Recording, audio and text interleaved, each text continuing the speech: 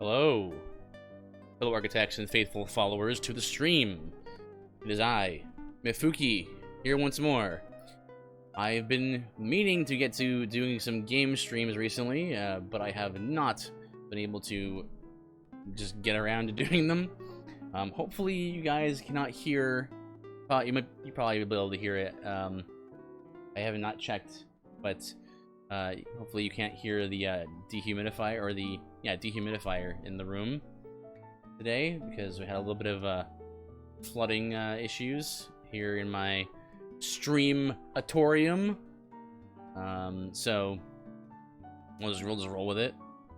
As you see, we will be getting to Chapter 4 of Fault Lines tonight, but I also want to discuss. I have a main topic. I usually have a main topic for every study stream, and this week we're gonna go a little ways down the Docent research group rabbit hole. It's such a weird turn of events. Before that, let's do a few like rapid fire ones, as we always do to start off the stream. Boom. Oops. All right, so it is, what is this? It is July 10th as of this recording. On the VOD, we'll see when that goes up. But we have this little one from this past week, because the 4th of July happened. So Lakota Man over here says, "Hey America, F you for desecrating our sacred mountain." Now, I don't know anything about the Lakota, right? So I was like, okay, this is an interesting idea, right? But then you learn, like this guy Jack posted that, like that's what Lakota Man said, and then you have this little post in relation to it. It says, "The region has been inhabited by Native Americans for almost 10,000 years." Obviously, I don't believe that, but a very long time. The Arakakra arrived in the Black Hills by about 1500 AD, followed by the Cheyenne, Crow, Kiowa, and Pawnee. However, when the Lakota arrived in the 18th century, they drove out the other tribes and claimed the land for themselves. The lands soon became sacred to the Lakota Sioux, who called them Paha Sapa, which means hills that are black, or the Black Hills. So who should we return the land to? Should we return it to the Lakota, or to the people they stole it from? Like, this doesn't mean that that their struggle and the things that happened to them that were bad are justified and they're okay now. It's to say that before Christianity arrived, and Puritan thought Puritan thought and missionary work started to go around the world, the normative way that people got by on Earth was by conquest. And it's not a good thing, but it is the reality. So it's disingenuous to say, like, well, this land belonged to us Native Americans. Like, well, there were tribes before any Europeans got here. There were tribes fighting with each other, right? And that's the reality. So how far back are we going to do this, right? I think a lot of us have this idea that the native peoples were sort of like real salt of the earth types, and they were just these peace-loving, people. And they were like us. They're humans, like us. And humans, they fall back on conquest.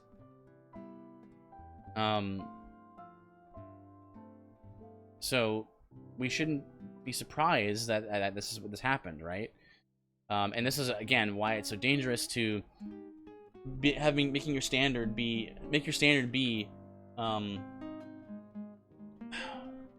wronging, you know, like looking to find past wrongs, to find out, to dig into all our ancestries to find out who did what.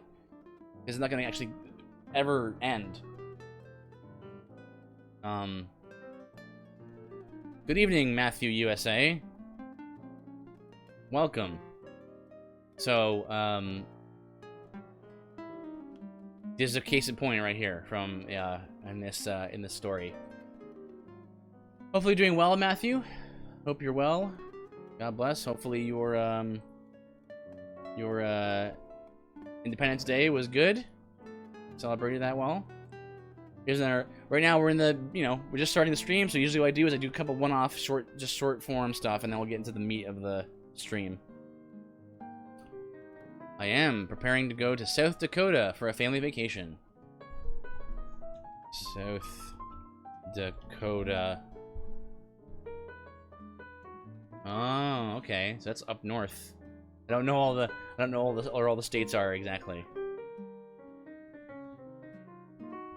It's a northern state. Cool.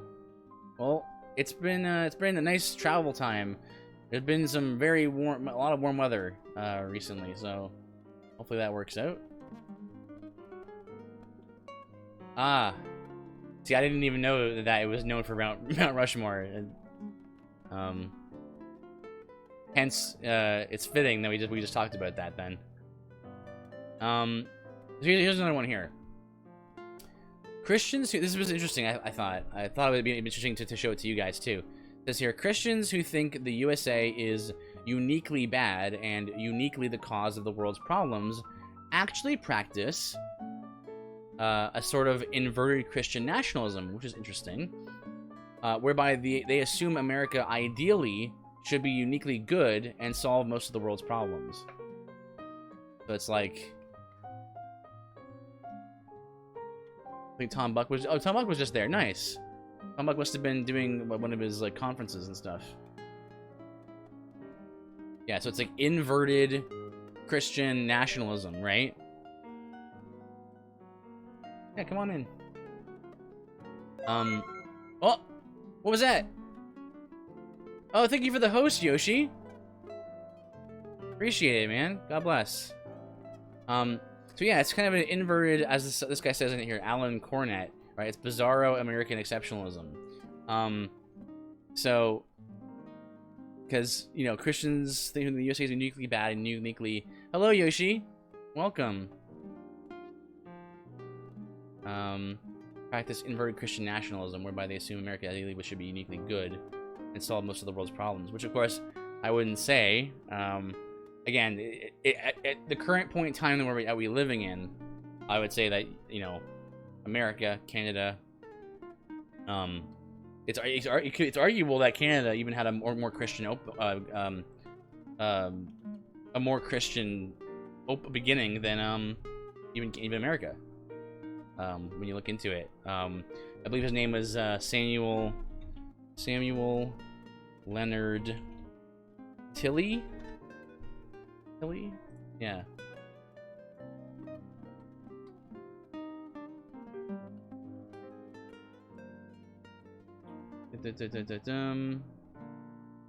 I was not planning on getting into Samuel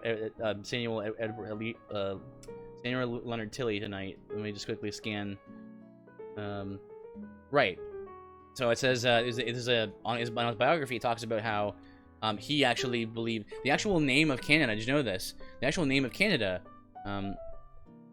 Glad to be here, Mifuki. Saturday nights are something I always look forward to. Oh, thank you so much, Matthew. I appreciate that.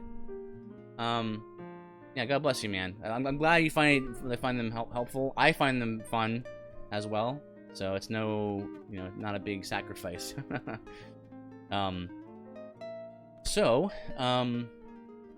Yeah. So Samuel Leonard. Oh my goodness. Samuel Leonard Tilley. He actually brought out the idea of the name of Canada. He was very important to that. And that actually, Canada's official name is not Canada; it's the Dominion of Canada. Because when Canada became its own nation, it sort of separated from, you know, once the British Empire fell, and Canada stopped being a colony. Though we still kind of give, like, we tip our hat to the Queen in Canada. It doesn't really. I think the Queen's on like one of our bills, a $20 bill or something. But that's really about it, or like on our quarters, I think, or nickels or something. But outside of that, it's not really a thing. But so Leonard Tilly, he believed that the reason why we should call it the Dominion of Canada was because God was the one who was to have dominion in Canada. Like it was a God's kingdom to have dominion. And actually, on the Peace Tower is basically the big like clock tower looking thing on the Parliament building in Ottawa, which is the capital of Canada. On the Peace Tower is written the inscription from the Bible. It's he shall have dominion from sea to sea, and from to the ends of the earth, right? So it's like there's when Canada was founded as Canada, there was an idea of gods having dominion on the God of the Bible having dominion here. Yoshi says, confusing that Ontario supposedly isn't in state of emergency, but my local town considers it phase 2. I wonder what the laws really are. Is it still behind on updating that? Yeah, so it's very confusing. At this point, Doug Ford is effectively acting as, you know, a kind of de facto, like, tyrant. Maybe tyrant's a little bit strong for some people to hear, but the reason why I say that is because he's not taking into account what people are actually saying. He's just saying, I'm gonna decide for myself. I'm gonna use the health experts to tell me what I should be doing, and that's that, right? So instead of working for the people, he's looking to, you know, the experts to tell him what he should be doing, even though we elected him to listen to us, right? So right now it's basically very confused and no one really knows what's going on. And at this point it's kind of like everyone in Ontario just doesn't, it's kind of just playing it by ear. Some people just are back to normal, and some people still have masks and like social distancing and all that. It's I feel like the confusion is almost part of the like intentional, you know. But we'll see today. So we have a couple things here related to this. Joseph Boot, last week, of course, he mentioned 12 churches have now been burned down the last few days in Canada. The Aboriginal or First Nations people, or at least people who are putting it on them. We don't know who these arsons are. Haven't been caught, and there has been very little talk about finding the people who are burning these churches to the ground. And it's not actually going to solve anything either to do that. But we have, I thought this was a very interesting little thing here. I wouldn't put much stock in it, but I thought it was funny. He says here, Zach says, so I learned today they're burning down old Catholic churches across Canada for their hate crimes, and I'm here for it. Of course, a lot of these churches are in areas where there's a significant amount of First Nation or Aboriginal population, and a lot of these churches are attended and or, you know, presided over by Native Indians, right, and Aboriginals.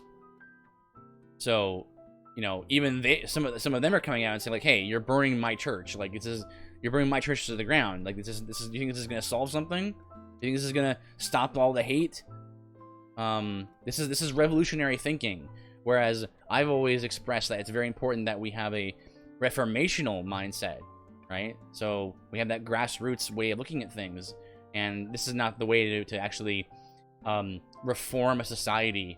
Yeah, it's messed up. Because hate will drive out hate.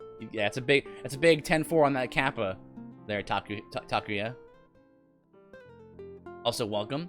Okay, so he says, yeah, man, I'm here for it. It's burn all the churches down, right?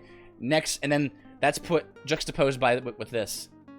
Storm-producing fire clouds threw out hundreds of thousands of lightning strikes over wildfire-stricken British Columbia and northwestern Alberta provinces in Canada Wednesday and Thursday, bewildering meteorologists. So just for context, the churches being burned down are in British Columbia and Alberta. And these clouds that are being created by these fires are causing somehow bewildering meteorologists because these clouds are somehow generating massive lightning strikes, and they don't understand how. Like, why is it that these particular fires in Alberta and British Columbia are causing massive lightning strikes in the provinces? So I just found that was kind of funny. I'm not gonna put too much, like, lay in too heavily on, like, well, you know, like causation, right? I just think it was humorous. It was like, okay. I mean, it's kind of like hate will drive out hate, big old Kappa, right? We're gonna save the world by burning all the churches, and then, you know, have lightning strikes, just have wildfires tearing through British Columbia and Alberta. Bewildering meteorologists. So, yeah, I don't want to put too much stock in that. I just thought it was really funny.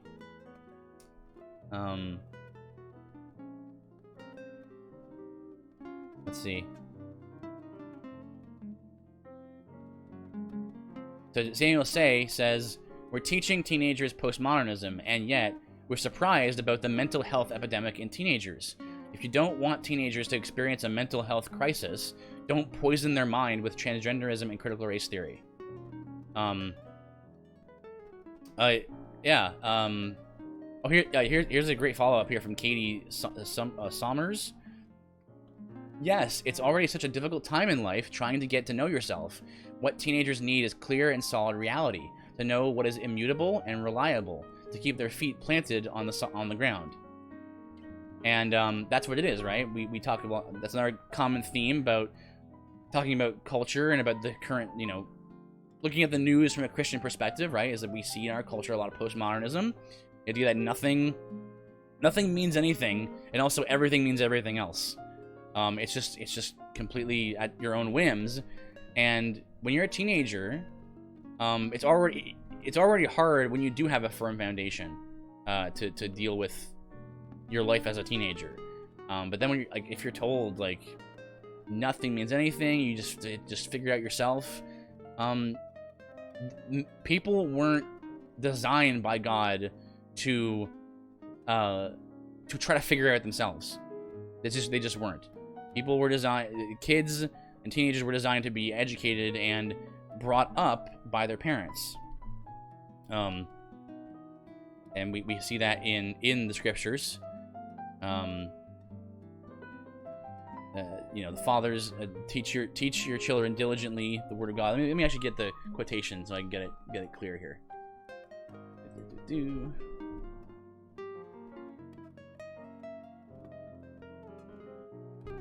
Jewish Shema.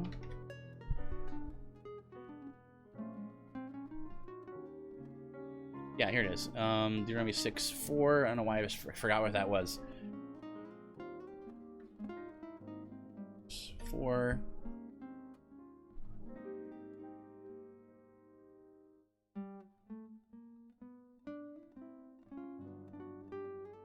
Okay. Hear, O Israel. Oh, actually, let's move it over here. Oop. Carlito, Liam, welcome, guys. God bless you. It's already 9:20, so I won't cover all the stories I wanted to cover today because I was late today. So we're just gonna cover this, and then we'll go on to the main story. So verse 4 says, "Hear, O Israel, the Lord is our God. The Lord is one. You shall love the Lord your God with all your heart, with all your soul, and with all your might. These words which I'm commanding you today shall be on your heart. You shall teach them diligently to your sons, and shall talk of them when you sit in your house, when you walk by the way, when you lie down, and when you rise up. You shall bind them as a sign on your hand, everything you do, and they shall be as frontlets on your forehead, so everything you think. You shall write them on the doorposts of your house and on your gates.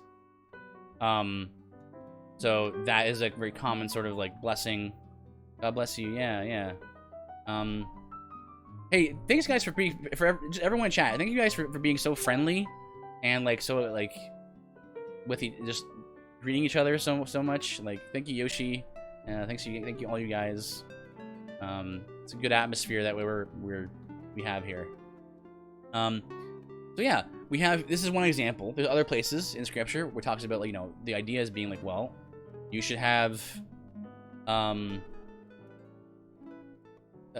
it's established, like, you need to teach your sons diligently in the way that they should go. The Proverbs says this, right? Teach the child in the way he should go, and when he is older, he'll not depart from it. That is both a promise and a warning, right? You teach a child in the way they should go wrongly, well, then when they're older, it'll be hard for them to depart from that way of teaching. So yeah, great stuff. Okay, man, there's so much I could have covered tonight. I don't really have time, so we'll do the main thing. Okay, guys, the Docent Research Group rabbit hole. Here we go. Now that people have kind of had time to gather. So, where do I even begin with this one? So, Ed Litton is now... I feel like Yoshi probably knows where I'm going with all of this. But, Yoshi's very savvy about the stuff I talk about. So, Ed Litton is now the president of the SBC. And it was discovered that he did a sermon in Romans, and eventually it was uncovered that multiple sermons in Romans, up to 4 at this point, were plagiarized plagiarized from J.D. Greer. J.D. Greer was the previous president of the SBC. So this is very concerning. And then it came to a head that, wait a second, it looks like these sermons go back a long ways. So here's For Glory saying, from Capstone Report, Ed Litton copied Greer as early as 2015. Here's the video. Here's now there's video, and this video is basically just like it's cut up to like show the similarities of their teachings. Here's Greer, and this is Litton. It says here, since Ed has said that he learned in seminary not to cite sources, does that mean he's done this that this is his entire career? Has Ed ever preached or prepared and preached an original sermon? How will we know? Hashtag Sermongate. And that's what's happening here. The big story here. So, and of course, people are saying like, hey, you gotta call for his resignation, because he was just made the president of the SBC, and he's plagiarizing, right? And then it turns out, okay, so here's Matt Privet. He says, if Ed Litton copied J.D. Greer's sermons as early as 2015, the idea that he saw permission to use the Romans sermons and illustrations in a phone call seems less and less plausible. If that's the case, the latter went along with the former story to help him retain power.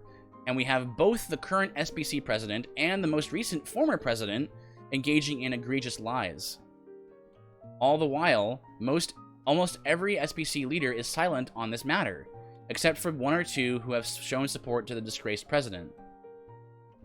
I do know that Litton has been asked to resign privately by at least one pastor with some name recognition, and I'm a nobody, but I tweeted it immediately. Every indication I have seen publicly, including that disaster of a podcast that released yesterday, seems to show he is doubling down and is not planning to resign. The podcast in question here is on a podcast he was actually asked about this plagiarism thing, right? And he basically said, oh, you know what? There's unnamed sources have come up with the idea that I've plagiarized these things. And it's like, dude, like, Tom Askell talked about it. You had Gabriel Hughes talked about it. James White talked about it. Like, what do you mean unnamed sources? Like, it's not like this is some rumor that started on 4chan or something. Like, that's what he's talking about. It's like the doubling down. Like, why don't you, like, it's very important as Christians, right, to be understanding, right, and willing to forgive, quick to forgive.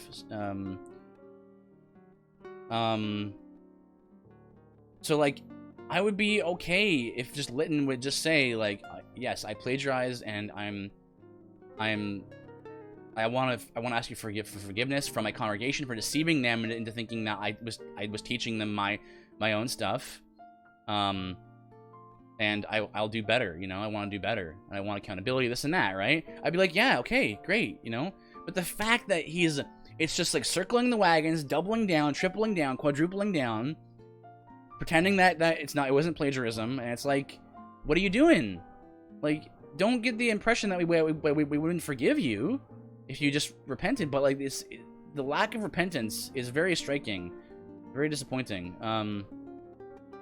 So I want to keep going here on the Docent stuff. So that's where we are, right? And then it comes out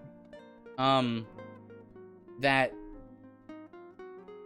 Docent comes in. Like, what's Docent? I'll get to that in a second.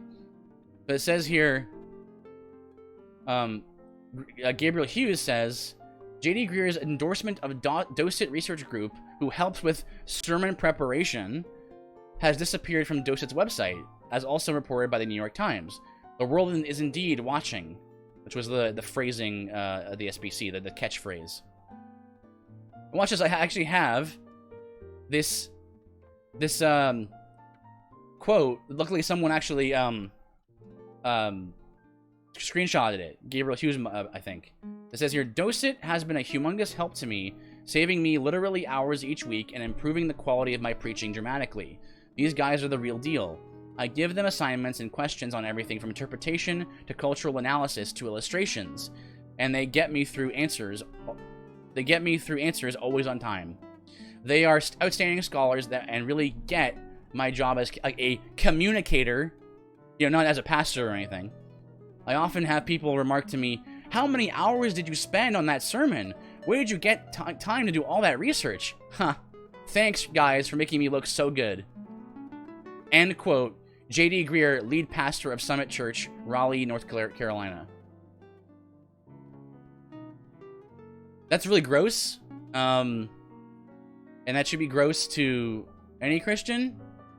Because here's the thing is... Yeah, here's Thomas Katosi saying, this is frightening. JD outsources his sermon prep to another company. Pragmatism is wrecking the Christ Church. So, here's the thing. And when I first heard about Docent, or like this quote, I was like, okay, this is really weird. I was reminded of a verse, or a passage in Scripture.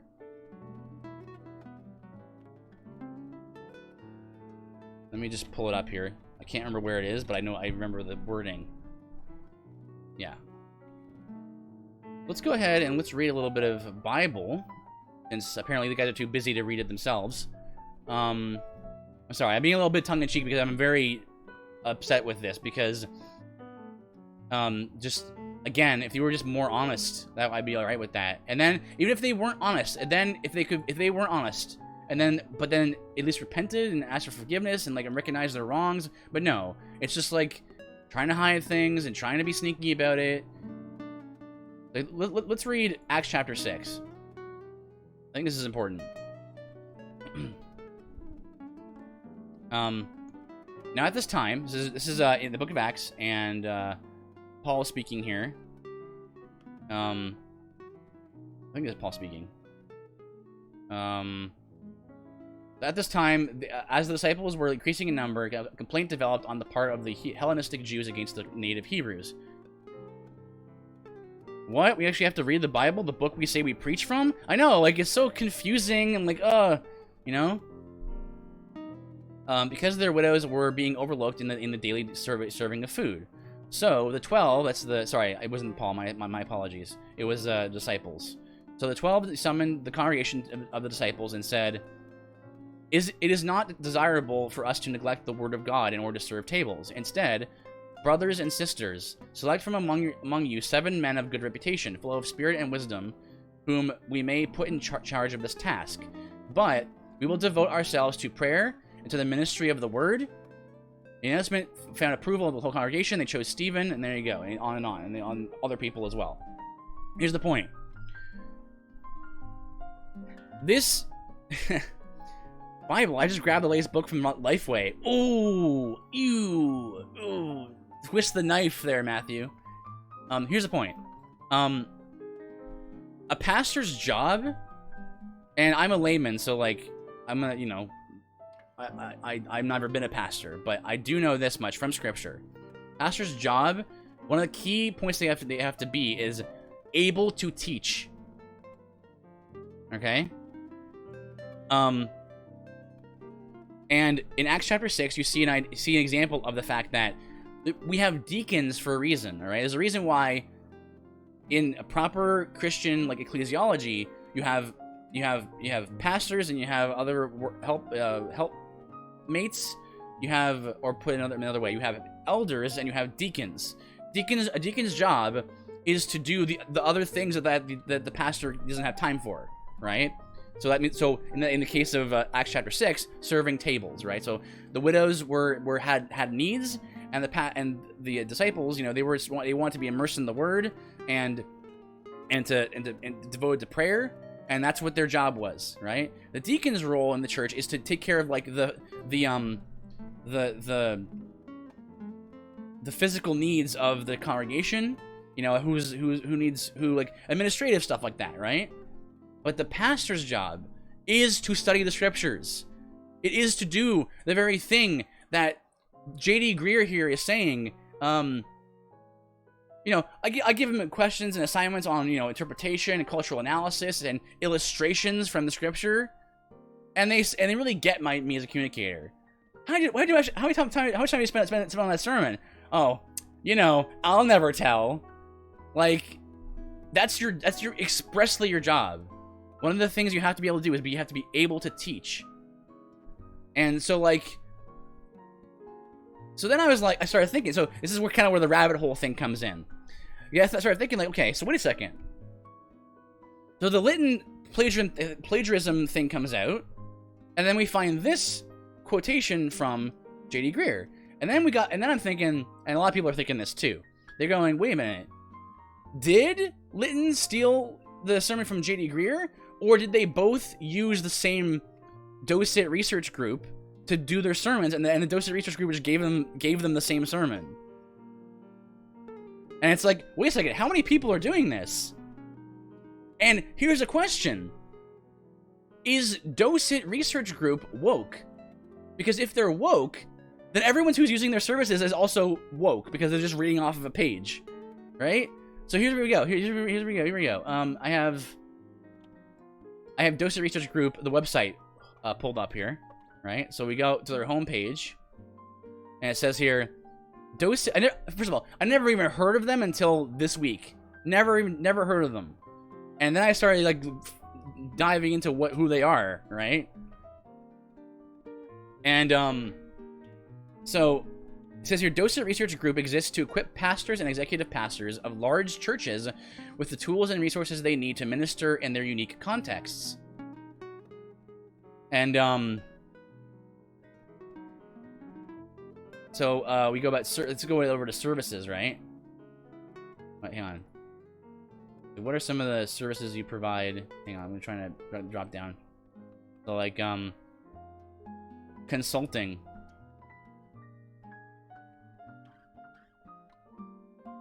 And little did I know, I go to this page and I'm like, hey, what's this? and Timothy Keller himself appears in front of me. Now let us listen to what Timothy has to say on the Docent website. Let's pause this for a second.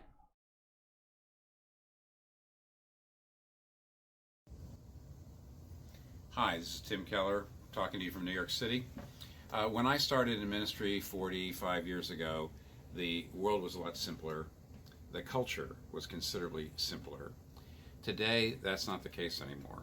So people in ministry, preachers... Sorry, I had to stop him right there. That is ridiculous. The idea that... Well, it's just so confusing. Today is just so confusing. It was way simpler back when I started ministry. Do you think Paul?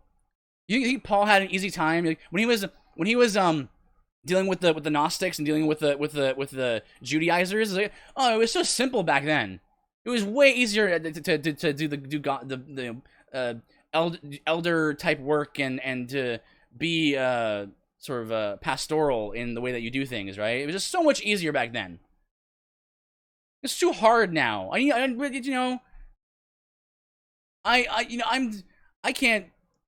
can't be expected to like read my like just like prepare a sermon from the Bible and stuff because after all, I'm too busy trying to plant more churches. Forget the sermon prep. Obviously, the persecution that happened in the Acts was so much easier than today's troubles. Oh man, Takuya.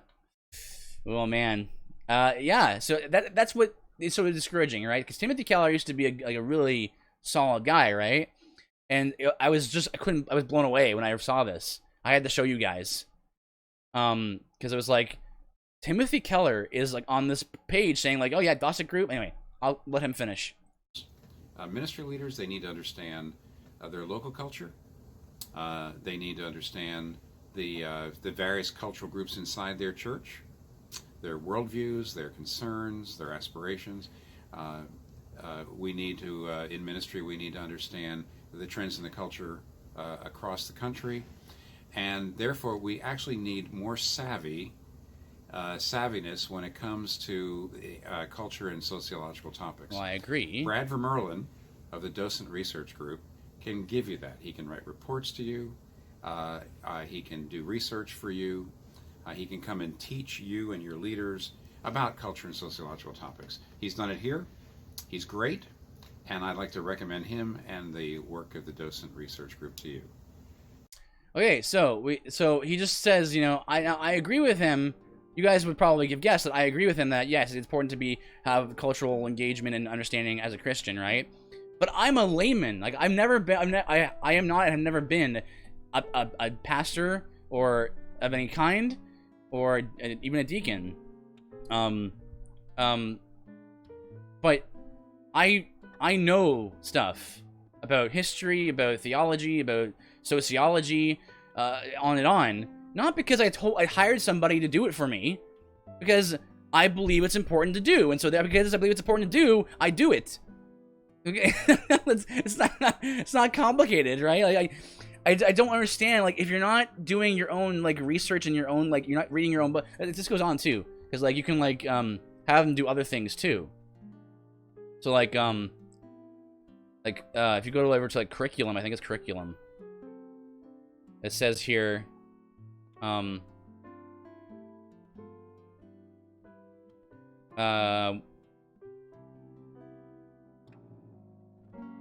Docent Study, the discipleship curriculum arm of Docent Research Group, partners with churches to help develop group material that fits their unique congregation. And because Docent curriculum does not have a licensing fee, it is often more affordable for most churches.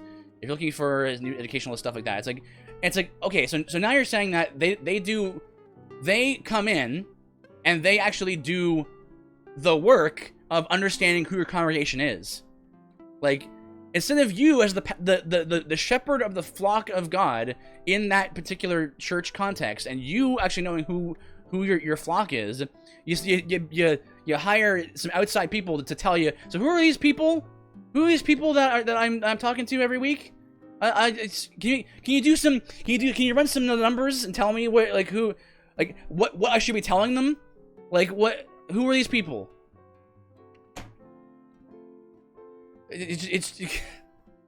it boggles the mind. Hello, Epitimmy. Good evening. May grace and peace be just multiplied to you in the knowledge of God and of Christ Jesus. Amen. And same as to you, brother. Gonna watch and listen while I wash dishes? Excellent. A good use of time. Thank you for coming. I appreciate your time. And your ears. And your bandwidth. So, it defies explanation to me. It's like, you're just too busy to know your own congregation? What do you do? It's just, I have to ask the question. It's like, if you're too busy to prepare your own sermons and, you know, like, know who your congregation is and, not writing your own statement of, there's another part of the website, I can't remember where it is, where it's, they can write your statement of faith for you, right? It's like, if you're too busy for all those things, what are you doing? You know what I mean? Like, I'm asking that very sincerely. Like, I think we need to hold pastors to a different standard than the one Docent research group and those who use Docent would assume a pastor's role is. And there are a lot of pastors on Twitter too who were very upset with this because they themselves do their own work, right? The vast majority of them do. Many of them had not heard about this until this past week, and so it was like it was this crazy rabbit hole deep dive for me, where it's like, wait a second, how many pastors are actually using these services? So let me go back home here. Also, actually, I want to show you one more thing. You go to get started, and note it says right here. So fill out this information, right? I love this right here. Church budget. You gotta love that, right? Where it's like, yeah, you tell me how much you make, and I'll tell you how much it costs, right?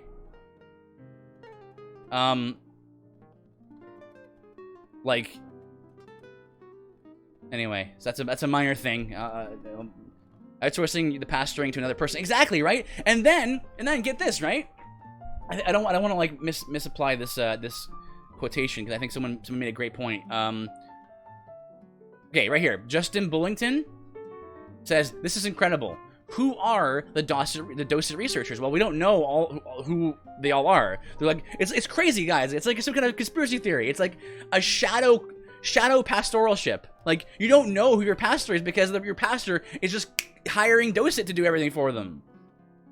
Like, how many pastors are doing this? Takuya. Basic sermon for $10, $9.99. Hype sermon, Pentecostal sermon, $20. Get that emotional music going, you know. Get those collection plates running, $20. It's a steal. It's a steal for $20. You'll make your money back and then some with a hype sermon. Oh my goodness. So he says here. So who are the Docent researchers? The ones that we know of. Well, Glenn Luck, James Gordon, Joy Harris, and Amber Bowen. I never heard of any of them until yesterday. What do they do? Quote, Docent brings the resources of the academy into the life of the church in simple, helpful ways. Are they elder qualified? Well, 2 of them at least are not. We know that for sure. Why? Because 2 of them are women. And according to the scriptures, women cannot be pastors. Right? Because I know one of the stipulations for being a pastor or an elder is to be the husband of one wife. Now, obviously, you can't be the husband of one wife if you're a woman, right? Takuya says, "I'm sorry, we don't have a soul-convicting sermons available at this time." We're sold out on those. We're in short supply. We got plenty of hype sermons though. If you wanna be like, "Hey, church, how you feeling today?" We got plenty of those available. We have a surplus of those. They're on sale today. So it's the weirdest thing. It's like some kind of weird conspiracy theory where it's like you're not even being pastored by your pastor. You're being pastored by some other people you've never met and never heard of. It's just so weird. And so here's another like blow to my shock to my system. Does Docent have John MacArthur sermon notes? I'll buy them all. I'll buy your entire stock. So here's Jeff Maples.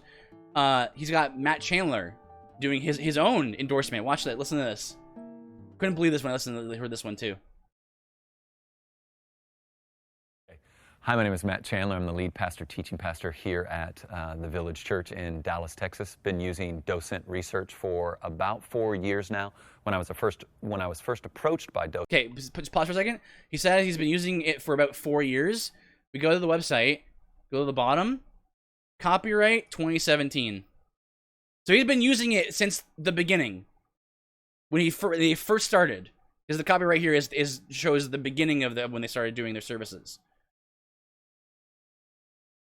Docent. I was a bit hesitant. I thought it was a bit concerning that someone would. I ultimately thought, so you do sermon work for me, and that just bothered me. It felt like cheating. Felt like I was being lazy. But in reality, the team that works for me, they don't write my sermons for me. They actually help me be much more effective in regards to preparation, because I can do the exegetical work and I can do my outline, and they can bolster things that I'm just not strong at, and so they can come along. Why aren't you? Why isn't you strong at those things, right? Like, what do you mean? What does he mean strong at? Like, you mean like in illustration? You don't necessarily need illustrations.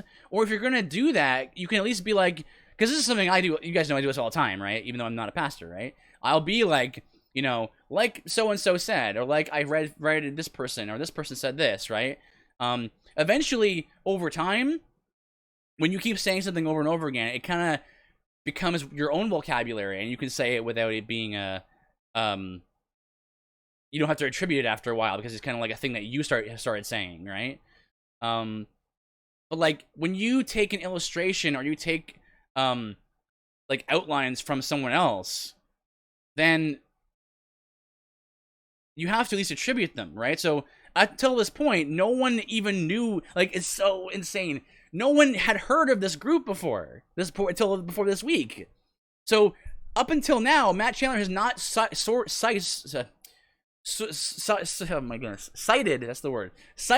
his sources, because his sources are primarily, well, I don't know how much of his sources are from Docent now. They're not being clear about it. They're not being transparent. Side me and help me with sociological information. Sociological information. So again, I do that too, but I don't have someone hired to do it for me.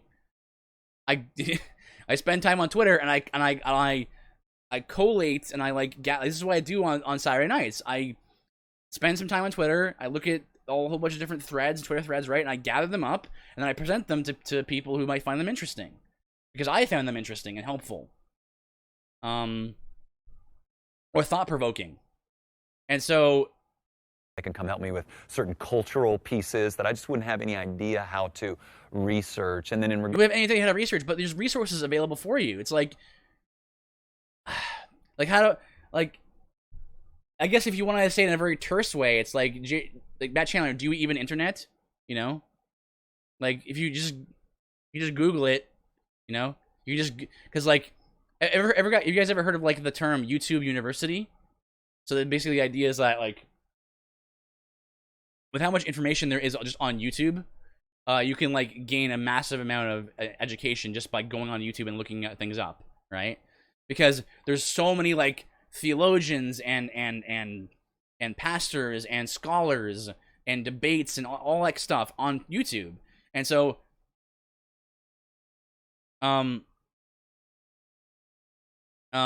because it's available for you to learn, right? To have books to study from, right? Is using Google the same as Docent group, research group, or group resources? Is it equivalently bad? No, I don't think so. Because there's a sense in which knowledge is aggregate, right? So there's a difference between like reading a bunch of some sources on Google, right? And then be like, okay, so this seems to be what happened in in this time period, or what this what these beliefs are about, right? It's different with Docent Research Group, because well, apparently they seem to use similar sermons to give to different people. At least in the case of Litton and Greer, that may be the case, allegedly. But no, there's, like I said, there is a sense in which you should cite your sources, while at the same time, I was willing to give J.D. Greer and Matt Chandler. I mean, J.D. Greer and Litton the benefit of the doubt, right? Because it's like, okay, I was thinking to myself when I first saw the video of them like the plagiarism thing, I was like, okay, clearly, you know, let me put the music back on. Clearly, you know, they're similar. They hang out in similar groups, right? They're talking about a similar part of scripture, right? So they're gonna reach similar conclusions and have similar ideas. You know, if you talk to me and then talk to, you know, I don't know, like Caleb M. Powers, right? We're gonna have similar ideas, or like talk to, well, I mean, really, like half the people in the Discord, like Regen, let's say, or even Yoshi, you know, Yoshi. If we talk to two of us, I think maybe basically most of us in the chat right now, I think we would have similar ideas, right? And so like maybe it's like you could be charitable to say like, well, maybe they just so happened that their sermons were similar, but then when you actually watch the video, it's like, oh, they actually like have the same exact points in the same exact order. It's like, if you're gonna plagiarize, you should at least like mix up the order of points that you're gonna make about this particular part of scripture, you know? Like, so yeah, similar points in the same order and similar illustrations at the same points in the sermon, right? So the problem there is like, there's like the Yoshi, to answer your question more, is to say it's one thing to like do your own research and to like reach a certain conclusion, to say like, okay, well, I've gained this knowledge from different sources, and citing your sources as well. But Docent Research Group is sort of like they do it for you, and you just read what they give you, right? Now Chandler, to be fair to Chandler, he's saying that they don't do his sermons for him, but they do a lot of information. Give him a lot of information about sermon prep and cultural analysis and all that kind of stuff. And then it makes you think, like, wait a second. So all this like woke, like how Matt Chandler's been becoming more and more woke. Has he been like using the outline from Docent Group and not like actually researching it himself, thereby coming to a different conclusion? Like he's been given this note that like, hey, this is how critical race theory is and what it is and how it works, and he's not done his own research.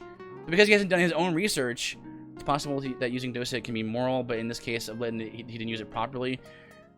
I think there is a possibility that it could be done in a moral way, but like, first of all, you wouldn't hire someone outside like your own elders to do it. Like, I could see maybe being like, hey, I'm the lead pastor and I have like elders with me, and maybe the other elders could like do different things and like have different focuses, and then like come together in a meeting, and then maybe do a sermon that way.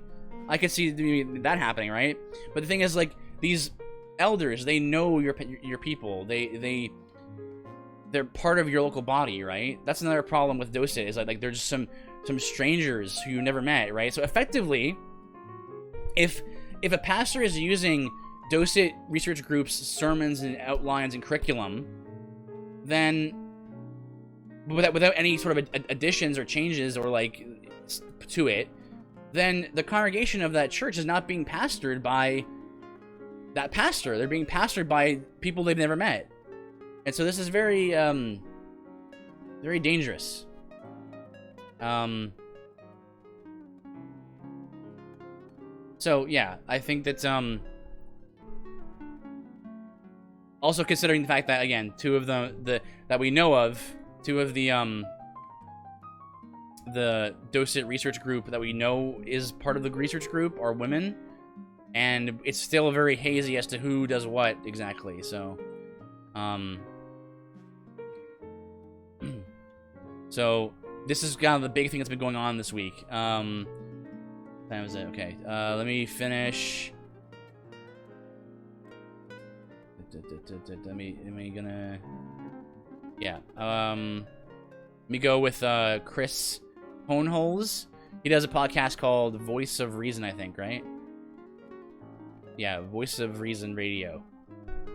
He has great Twitter threads. They're so good. Let's see what he says. Something that shouldn't need to be said, but sadly does. Many pastors likely realize they are standing on the shoulders of giants.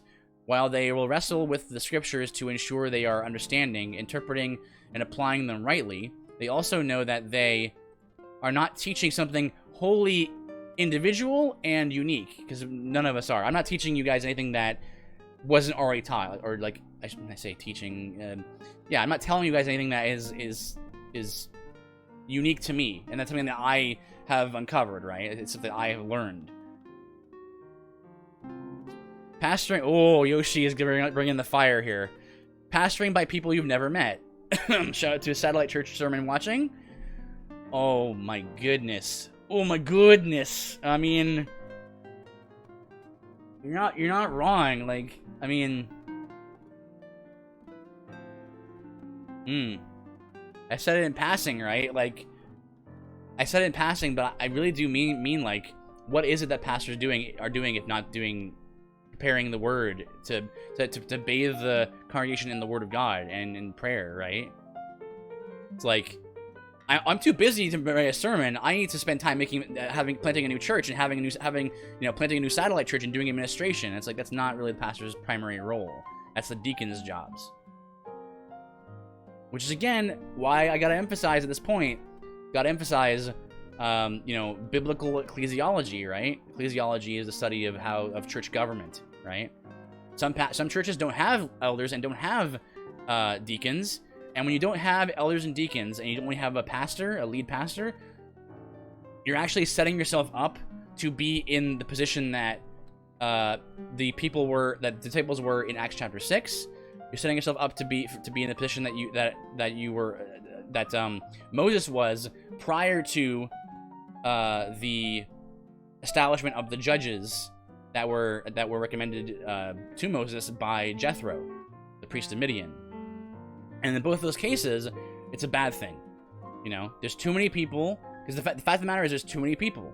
There's only one of you, and there's not enough of you to go around, right? So both in the case of Exodus 18 and Acts chapter 6, we see, hey, your job is to do this, and you need to find people who can help you and support you in doing the other things, administrative work and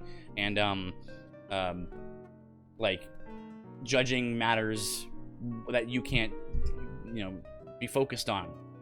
So, but yeah, it's a good statement, Yoshi. It's like, do you know your pastor, right? And I don't want to I can't speak to specific people's situations, right? But I do think it's important to at least give it some thought.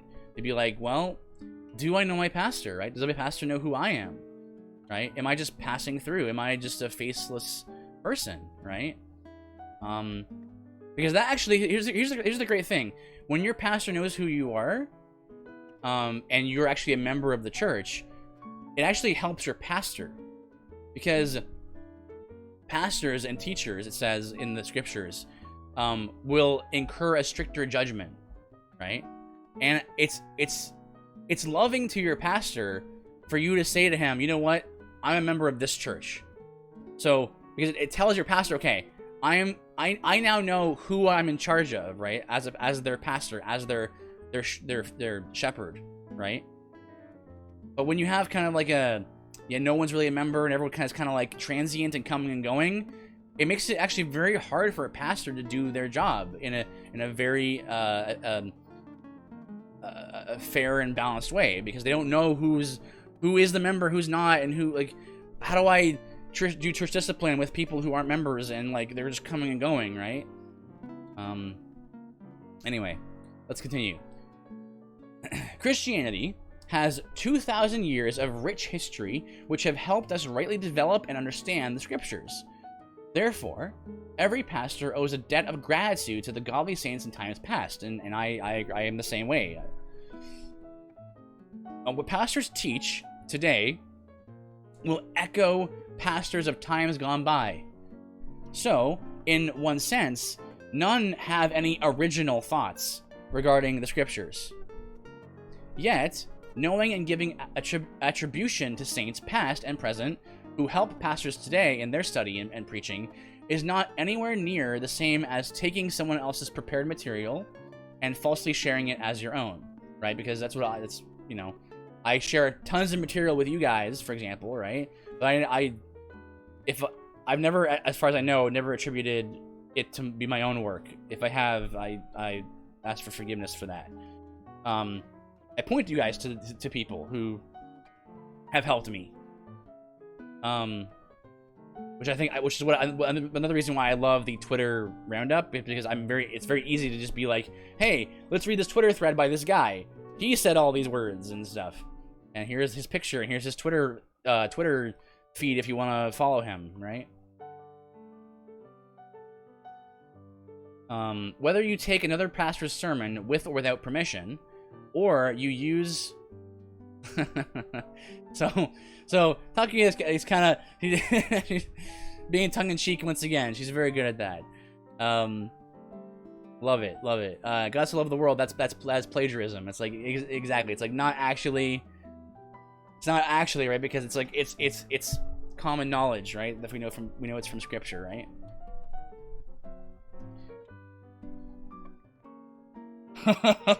Yoshi, big galaxy brain. Yeah, retweets are a sort of quoting and attributing in the modern age. I mean, yeah, you're right. I hadn't thought about it like that, but now that we're talking about it, yeah, it is pretty galaxy brain to do it that way.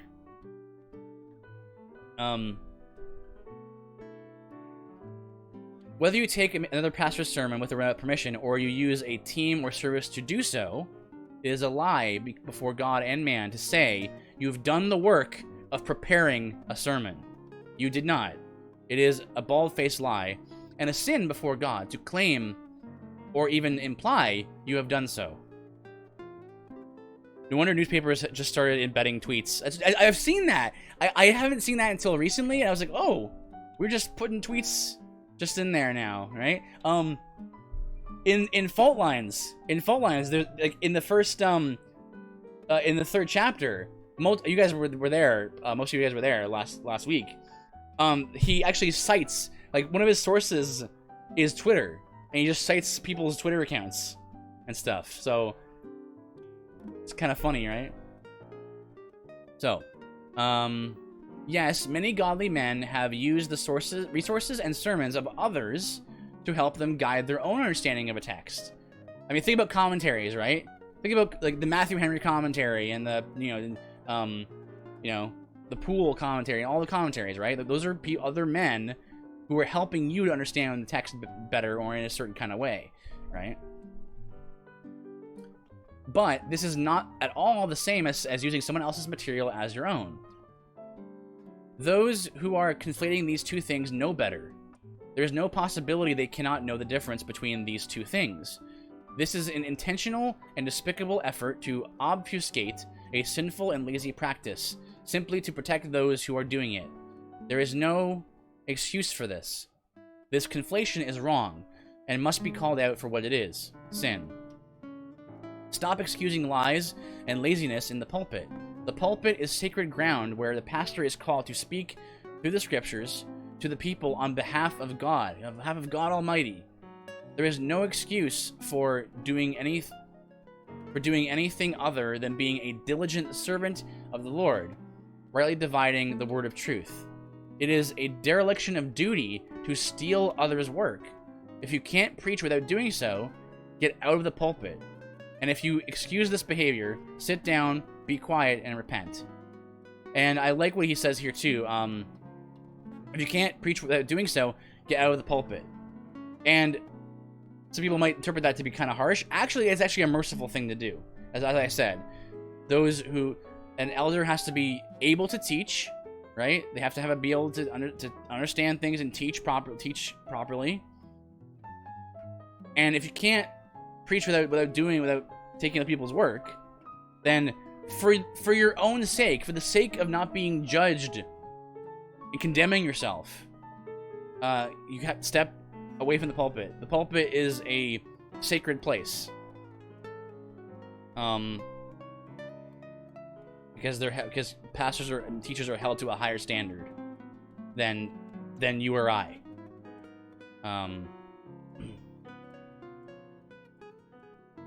So I think. Thank you, J Cubed, for the lurk. I appreciate it so much. Keep the lurk hand strong, my friend. So there's where we stand right now. Docent group, such a weird rabbit hole to go down.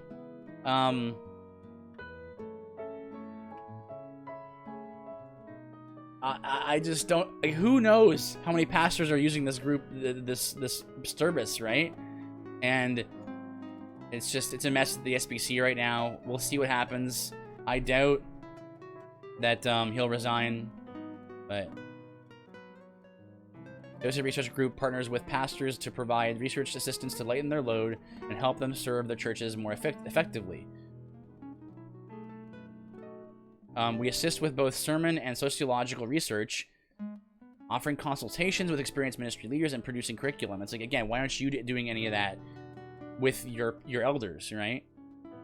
Takuya says, I think that the sitting down and backing down helps with one's relationship with God, to make sure we are doing His will, to just get unbusy and focus on Him. Okay, so that's great. I think Takuya made a good point there.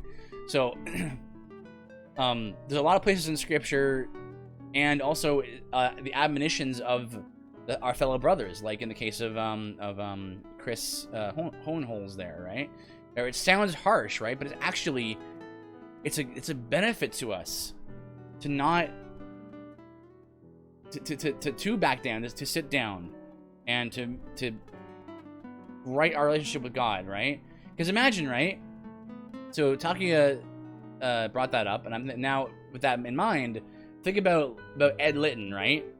Think about if he goes forward, he moves forward, and he never actually learns a lesson from this experience, right? He keeps using Docent Research Group, or he keeps plagiarizing his sermons, which apparently he's been doing since 2015, which is 6 years of doing this. What if he never learns the lesson? That means he's going to be continuing to do this, and he's actually jeopardizing his own soul. You know, it is loving, it is brotherly and loving to say to him, if he's a Christian, then he's a brother, right? And it is loving as a brother to say to him, you must step down for your own sake. Step down, if not for your own congregation's sake, then at least, you know, for your own sake. Don't call a judgment upon your head, right? It's kind of like I'm reminded of. Hang on, let me see if I can find the scripture.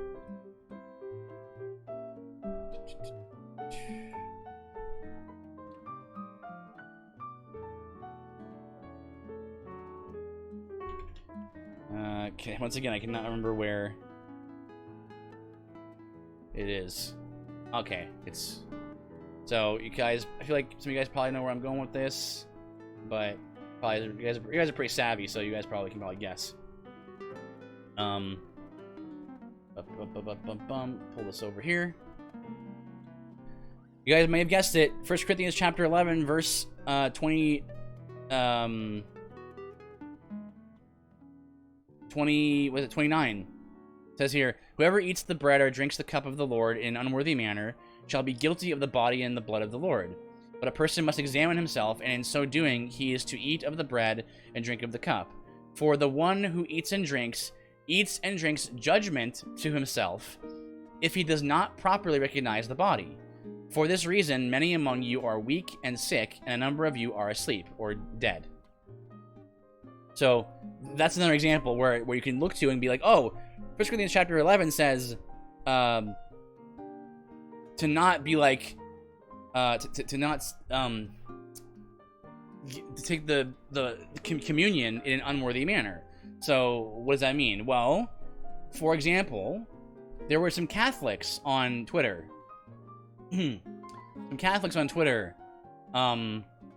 This past week or the week before, and they were responding to some Catholic churches who were saying that they were going to refuse communion to Joe Biden because he's for abortion, and abortion goes against one of the main sort of principles of Catholic teaching.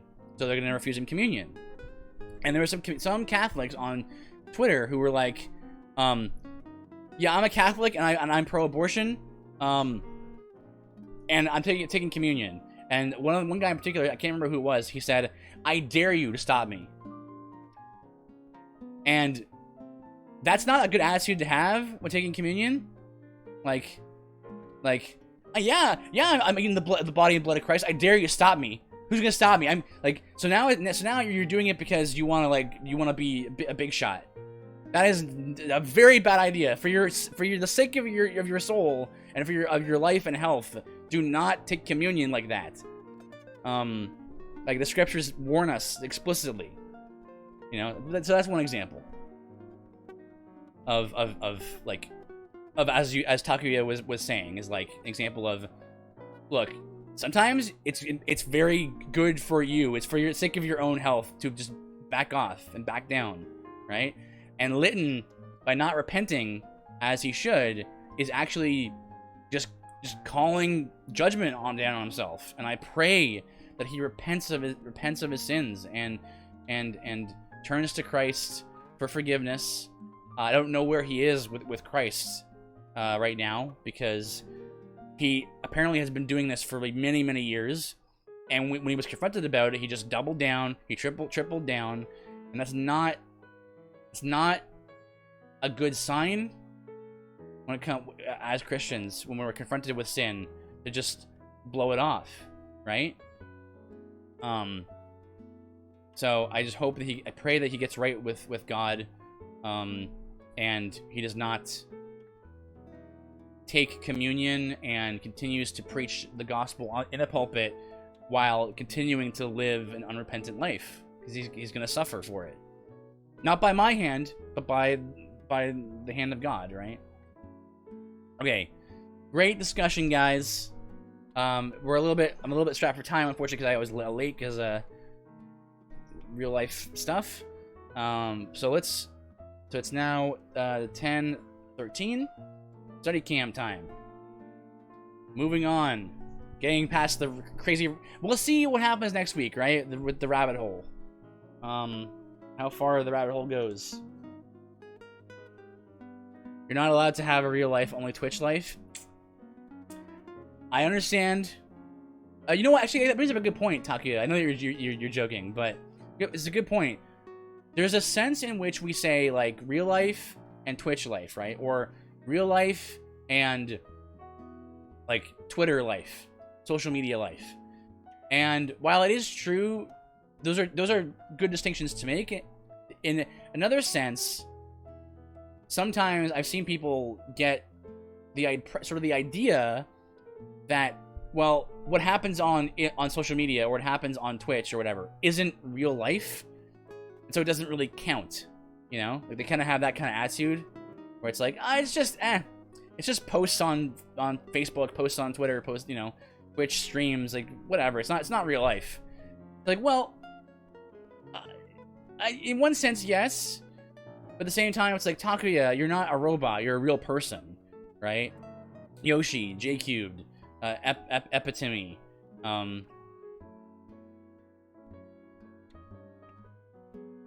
well put, Mifuki. I believe people can easily become toxic because it isn't real and not realize their sin. Right, that's what I'm getting at. You got it, Matthew. It's like, yes, it's like, behind every, well, bots exist, but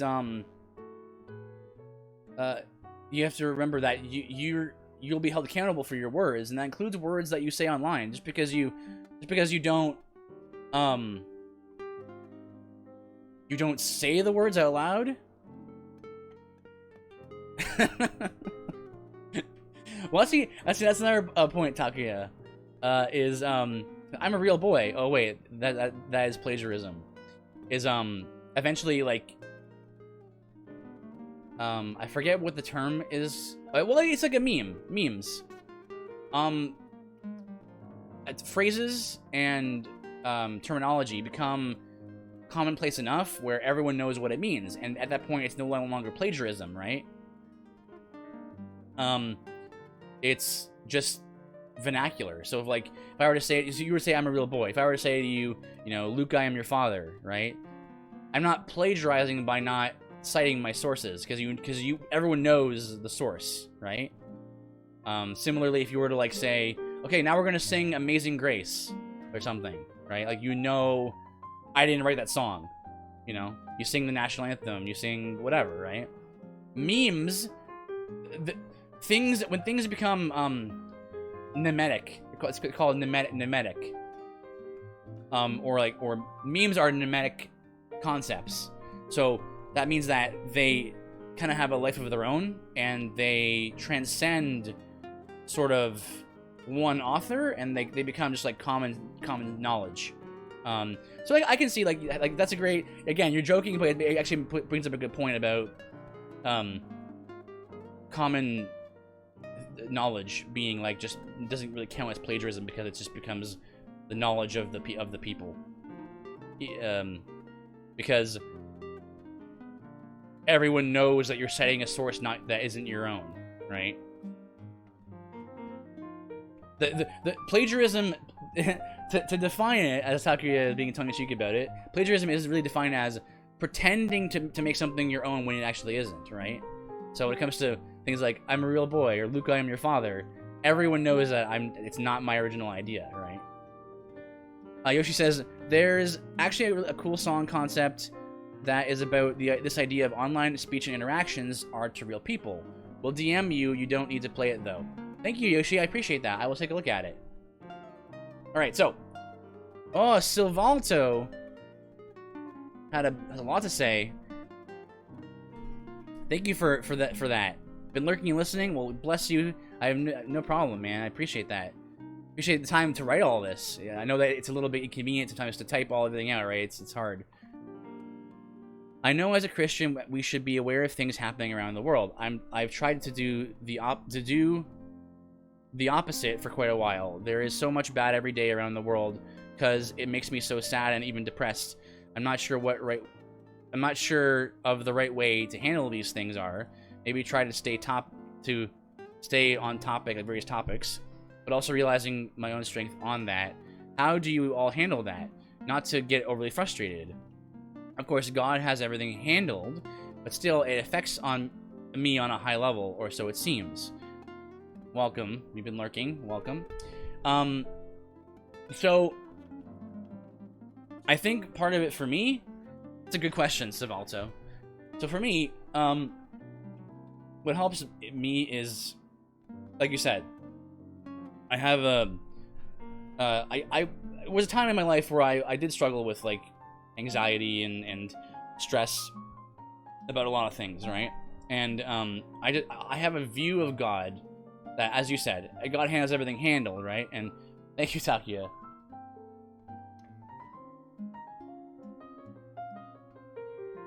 Sparkling water. So I have a view of God that tells me that like he is sovereign. There's not a single rogue molecule in the universe, right?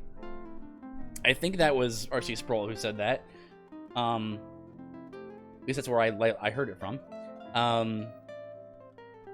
And so when that concept stopped being just like a rote Christian phrase, like just like Christianese phrase, and I actually like applied that and like thought about it and engaged on that. You know? Rogue or Maverick. Yeah, yeah, that's right. Rogue or Maverick. Yeah. So Matthew says, how I handle it is keeping in mind that God is sovereign. Reading scripture regarding his power and praying helps. Also keep in mind that this life is just a blink of the eye compared to what my future life will contain. Okay, so there's that, right? For me, because I'm more like an optimistic amillennialist / post-millennialist, I also know that God's got a plan for everything that's going on, right? Like, there's no way that the world that we are the culture that we're currently living in, it can long survive, right? God's world, God's creation, the way he made the world won't let it survive that long, right? Now you and I have to live through that, you know, however, wherever that takes us, wherever God takes us as we go through that. But I find immense comfort in knowing that, like, the kingdom of God is like leaven. The kingdom of God is like a mustard seed, right? It grows and grows and grows and grows, right? You see the statue in the book of Daniel, right? The different parts of the statue are different pieces, kind of types of metal, right? It's on the bottom, and it's like iron mixed with clay, right? So that's the weakest kingdom, the weakest empire, right? That's the Roman Empire. And what does Daniel see in the vision? You see a great stone destroying the statue, right? And the small stone, actually not great, the small stone gets bigger and bigger and bigger until it fills the whole earth. And that, I believe, what Daniel was seeing there was the kingdom of God. Like, it's the kingdom of God comes in at the you know, the ascension of Christ and at the fall of Jerusalem in 70 AD, and the kingdom of God has been expanding ever since. God's gospel, the gospel of Christ, has been going to every people, every nation, and has been changing lives and been changing society. I know that it's we can look at it, we can kind of like look at certain things in isolation, right? And we look at like, oh man, you know,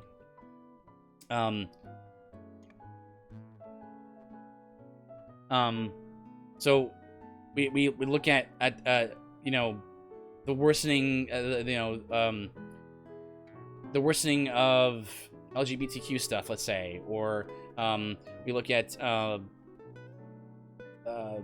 you know, the falling away from God in America and in general population in general, right? Stuff like that. And you look at those isolated things, right? You go, man, I think that's so bad, right? But we actually know that those things can't last, right? So Takuya says, doesn't the Bible also say that the world will get worse? To me, it just fulfills the scripture that there will even be a day that some people need to run and escape, and woe to those who are pregnant and nursing. And so you're talking about Matthew 24.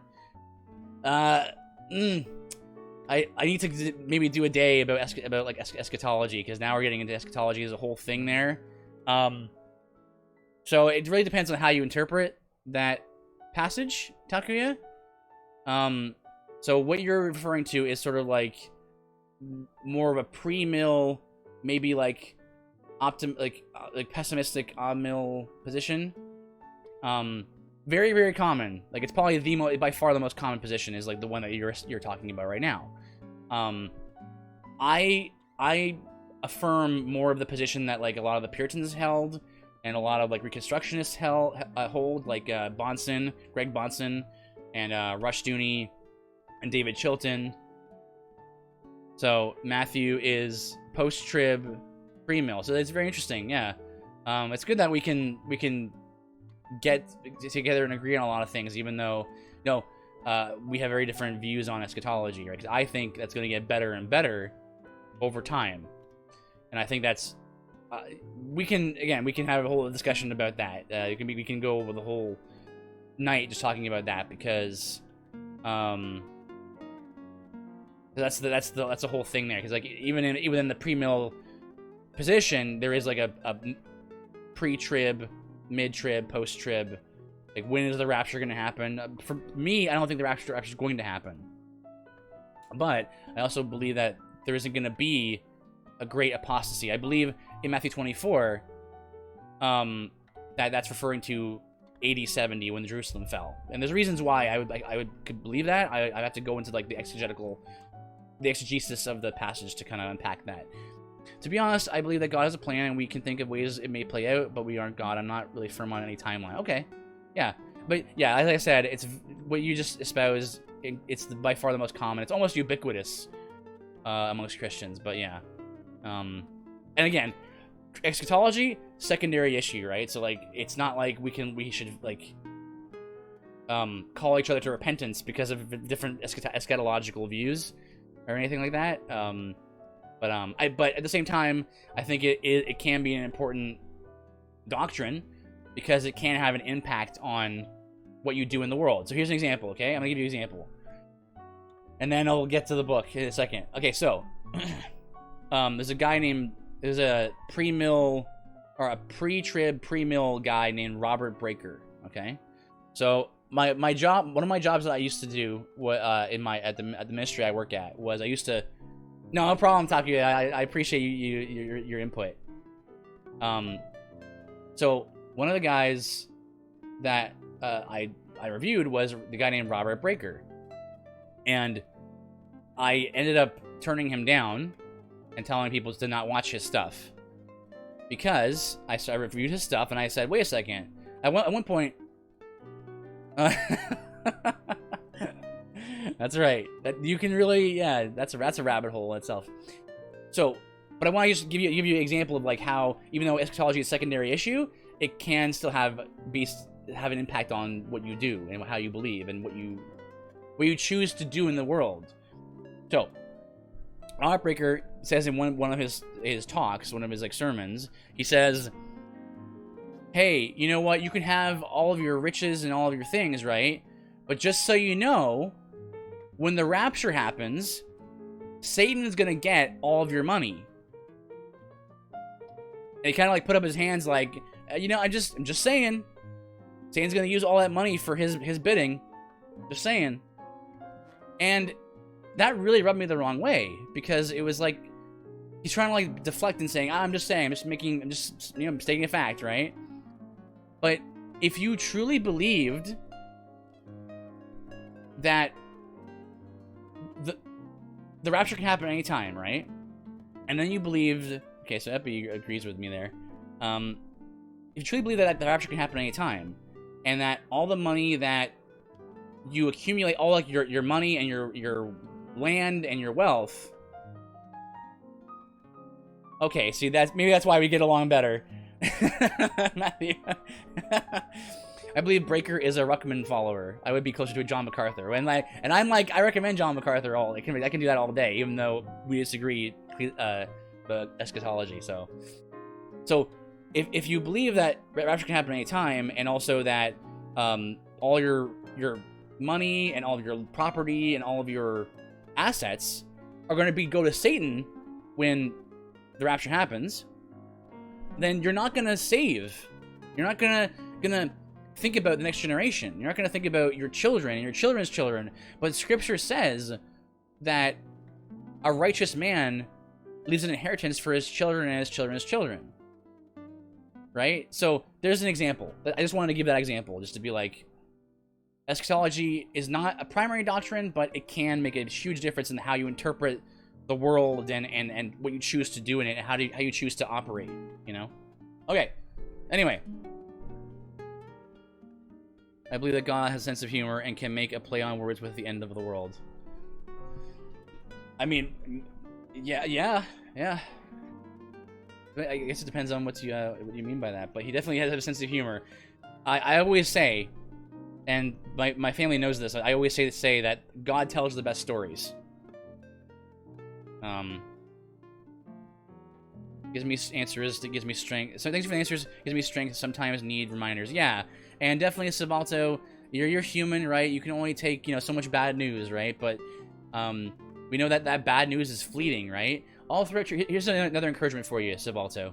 All throughout church history, through all the war and all the persecution and all the plague, the Black Plague, when half the world was dying, the persecution of the during the Reformation in 1517, right? Every time a massive disaster happened, right? When you got through the other side of it, there were more Christians than there were before. And while I don't know what the future may hold, I know both by the way Jesus told us about the kingdom, as well as the way I see history progressing thus far, I'm very confident in saying that, look, we're going to go through this time with the strength and power of the Lord Almighty on our side as his followers, and the Holy Spirit strengthening us. And when we get through the other side, and it may not even be within our lifetimes even, but because of what I've seen throughout history and from Scripture itself, I'm so confident that there will be more Christians at the other end of all of this than there were before. And in so doing, we will have a greater, even greater hope than we already have, and we have a pretty great hope right now. Yeah, and so let me just read Epi's verse here. Titus 2:11-14. For the grace of God has appeared, bringing salvation for all people, training us to renounce ungodliness and worldly passions, and to live self-controlled, upright, and godly lives in the present age, waiting for our blessed hope, the appearing of the glory of our great God and Savior Jesus Christ, who gave himself up for us to redeem us from all lawlessness, and to purify for himself a people for his own possession, who are zealous for good works. Amen. So Matthew brings up a good point here. You're not alone with all the COVID stuff and all the politics. A lot of people have been struggling. I'll keep you in prayer. Thank you, Matthew. There are some days I take a break from the news and social media, and that's cool too, right? I think it's important for Christians to be engaged in culture, in the news, applying God's word to every area of life. And here's the great thing. When you apply God's word to every area of life, there's a great deal of peace and contentment and solace you can take in that, right? And knowing that knowing the answer, like you know, like man, what should we do about this situation or that situation? It's like, well, you know in your heart and from the word of God that what the answer is, and you pray to that end, that the Lord have his will. Jesus said, all authority, remember this is post resurrection. All authority has been given to me in heaven and on earth. Go therefore and make disciples of all the nations, baptizing them in the name of the Father, Son, and Holy Spirit, and teaching them to obey all that I have commanded you. That is so, because like you and I don't have to figure it out on our own. The authority has already been given to the King. The King is on his throne right now. The scripture says, the Lord says to my Lord, sit at my right hand until I make it, your enemies a footstool for your feet. So right now, this is what I believe, is that right now, the enemies of Christ are being subdued and being put under his feet. I truly believe that, let's say, I don't know, 100 years from now. I don't know when. But let's say 100 years from now. I truly believe that the enemies of Christ are being put under his feet, and so 100 years from now, maybe, abortion will be seen as abhorrently as racism is. Racism in our culture is such a deeply heinous thing, and that's the way abortion will be, right? That's the way CRT will be. That's the way postmodernism will be. It'll be such an insane thing to even consider that to believe in, right? 100 years from now, people will be like, man, I cannot believe the things that they believed back then, right? So we just have to stay faithful, and the Lord is not telling us to shoulder the entire weight of the world on our shoulders, right? He is just telling us to be faithful where we are, and He will reward that, and He put us in the place that we are for a reason. So, okay, great. That was a digression, but it was a good one, so I'm not concerned about it. Right. So chapter 4, right? Yeah. Okay. So last time we reviewed examples of justice in the Bible, examples of how the the common thoughts about certain cases of police brutality aren't quite as simple as you may have been told. And so we have chapter 4, a new religion, talking about CRT as a religious belief. When I was a new believer, 2 gentlemen knocked on my apartment door wanting to talk about religion. I was pleasantly surprised and eager for Christian fellowship. But something was off about these 2. I couldn't quite put my finger on it, but I knew it didn't feel quite right. The next day, I mentioned the exchange to 2 of my football teammates, Brent Napton and Max Moss. And they had both grown up in the church and were mentoring me, including buying me my first Bible and teaching me how to study it.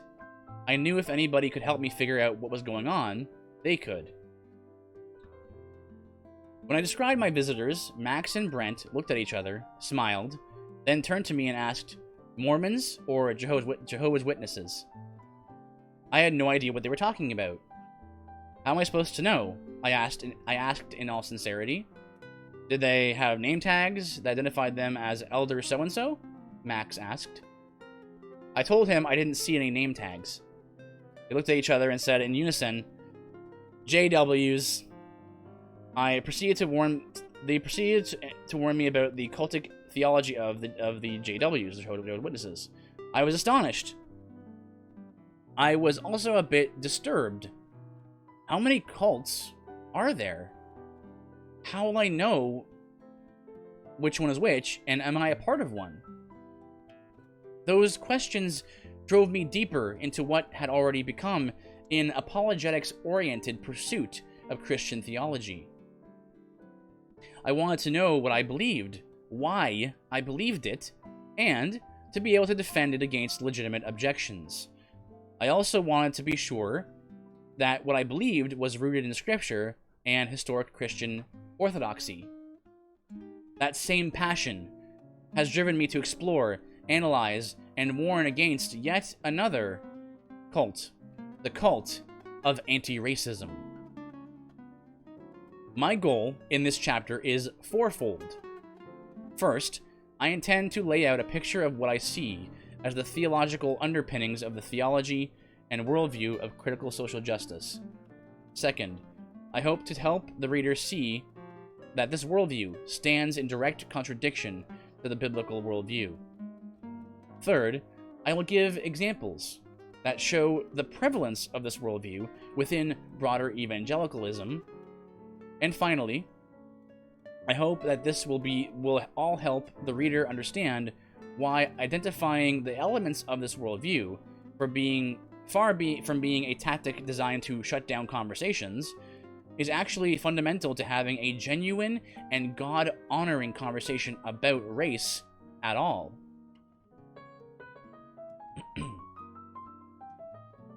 The religious nature of anti-racism. At the epicenter of the coming evangelical catastrophe is a new religion, or more specifically, a new cult. While some may consider the term cult unnecessarily offensive, it happens to be the most accurate term available to describe the current state of affairs. John McWhorter was the first observer I am aware of to refer to it as the cult of anti-racism. Others have used similar terms, and I think they are right to do so. I believe the first person I heard that used the term or refer to it as a religion was John Harris on his podcast, Conversations That Matter. But apparently, different sources, right?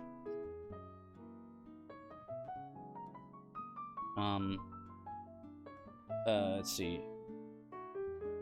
The anti-racist movement has many of the hallmarks of a cult, including staying close enough to the Bible to avoid immediate detection and hiding the fact that it has a new theology and a new glossary of terms that diverge ever so slightly from Christian orthodoxy. So, if you guys know a little bit about some of the death cults that have sprung up in modern times, like the Branch Davidians or like Heaven's Gate, you'll know that they borrowed from the Bible, but then they totally went whack with a whole bunch of other stuff, right? And it ended up killing a lot of people. But they took the Bible and they manipulated it, and they took all the parts that they liked and they left all the parts that they didn't like. And it's very dangerous to do that. That's what we're seeing in a lot of these sort of Christian CRT type people, especially in particular.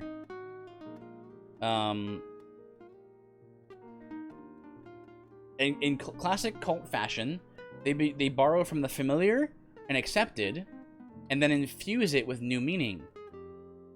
This allows the cult to appeal to the faithful within the dominant Orthodox religions, from which it draws its converts. This new cult has created a new lexicon that has served as scaffolding to support what has become an entire body of divinity.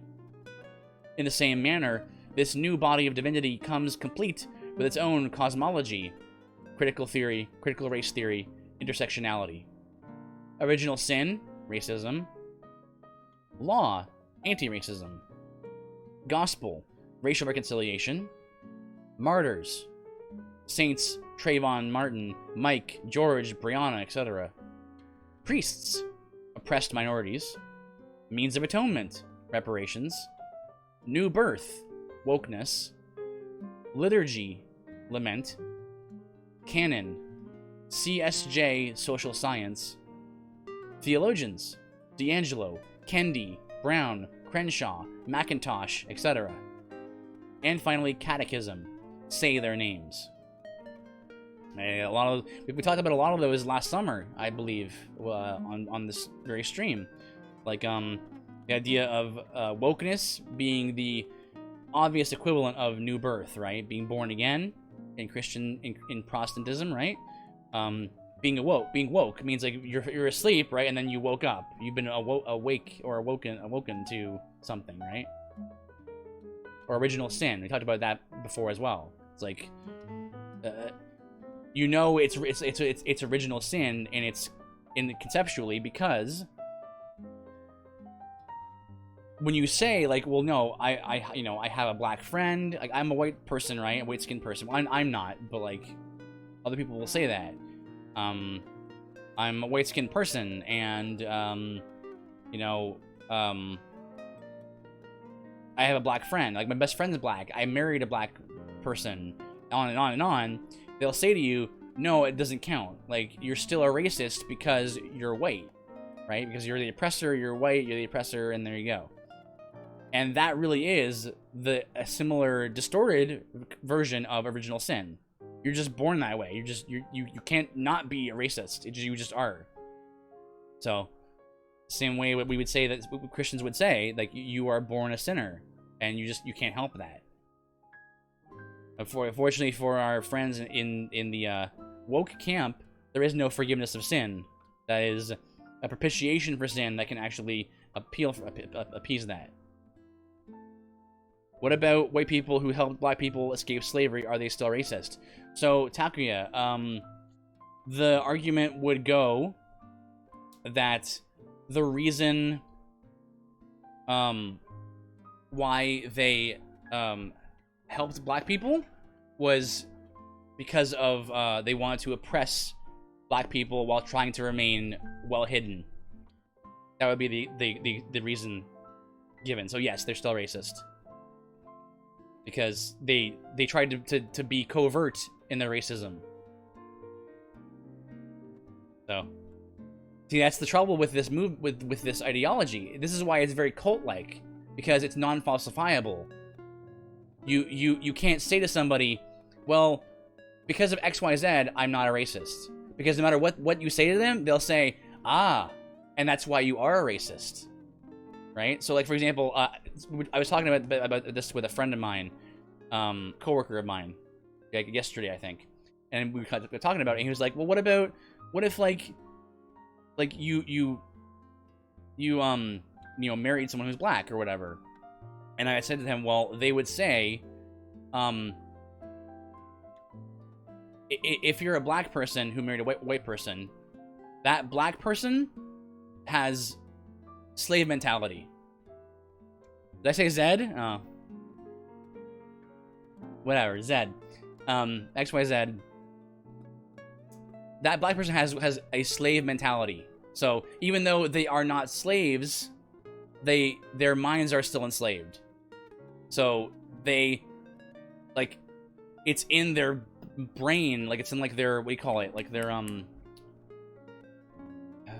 like unconscious mind to be a slave, and so they want to marry a white person because the white person told them to ask them, will you marry me, or If a black man asks or if a white man asks a black woman, "Will you marry me?"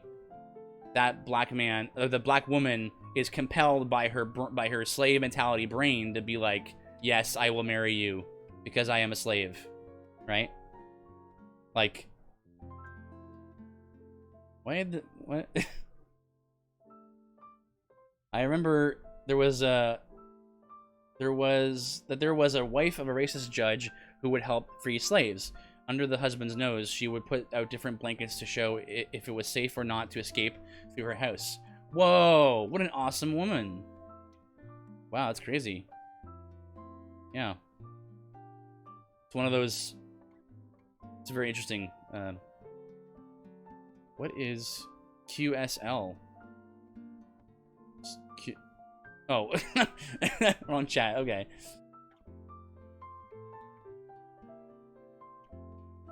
Questions as a second language.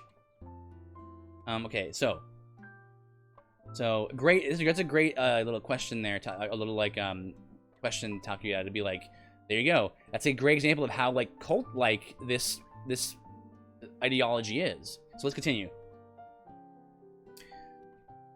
In case you're wondering about its soteriology, there isn't one. So soteriology is the study of salvation, how one can be saved. There isn't one. Anti-racism offers no salvation, only perpetual penance in an effort to battle an incurable disease. And all of it begins with pouring new meaning into well-known words. Valparaiso University philosophy professor Aaron Preston's observations are helpful here. He describes practitioners of grievance studies as, quote, resentful specialists in subversion who treat literature and philosophy, and indeed language itself, as tools to be used for political purposes, end quote. Footnote, Aaron Preston citing Richard Rorty, redefining racism against activist lexicography. New Discourses, August 8th, 2020. Ibram X. Kendi, one of the anti-racist movement's leading voices, makes this clear in his best-selling book, How to Be an Anti-Racist, describing his parents' involvement with the social gospel and how it influenced him. Quote, I cannot disconnect my parents' religious strivings to be Christian from my secular strivings to be an anti-racist, he writes. And the key for both of us was defining our terms so that we could begin to describe the world and our place in it, end quote. He then draws a conclusion with which I could not agree more. Quote, definitions anchor us in principles, end quote. Footnote, Ibram X. Kendi, How to Be an Anti-Racist, the Kindle edition, 2019.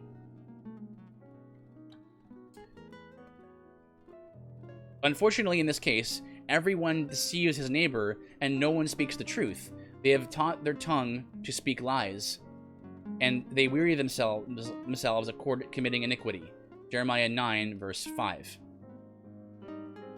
According to Kendi, quote, if we don't do the basic work of defining the kind of people we want to be in language that is stable and consistent, we can't work towards stable, consistent goals, end quote. Footnote, same as previous. He then outlines that language as well as his goals in a book that has not only reached millions, but has served as a roadmap for many more who, although they do not know Kenny's name, have definitely been influenced by his definitions. He writes, quote, to be an anti-racist is to set lucid definitions of racism and anti-racism, racist or anti-racist policies, racist or anti-racist ideas, racist or anti-racist people. To be a racist is to constantly redefine racist in a way that exonerates one's changing policies, ideas, and personhood, end quote. Footnote, same as previous. It is important not to miss this. Kenny's journey has not been about actions. It has been about arriving at basic definitions. His work is rooted in setting lucid definitions.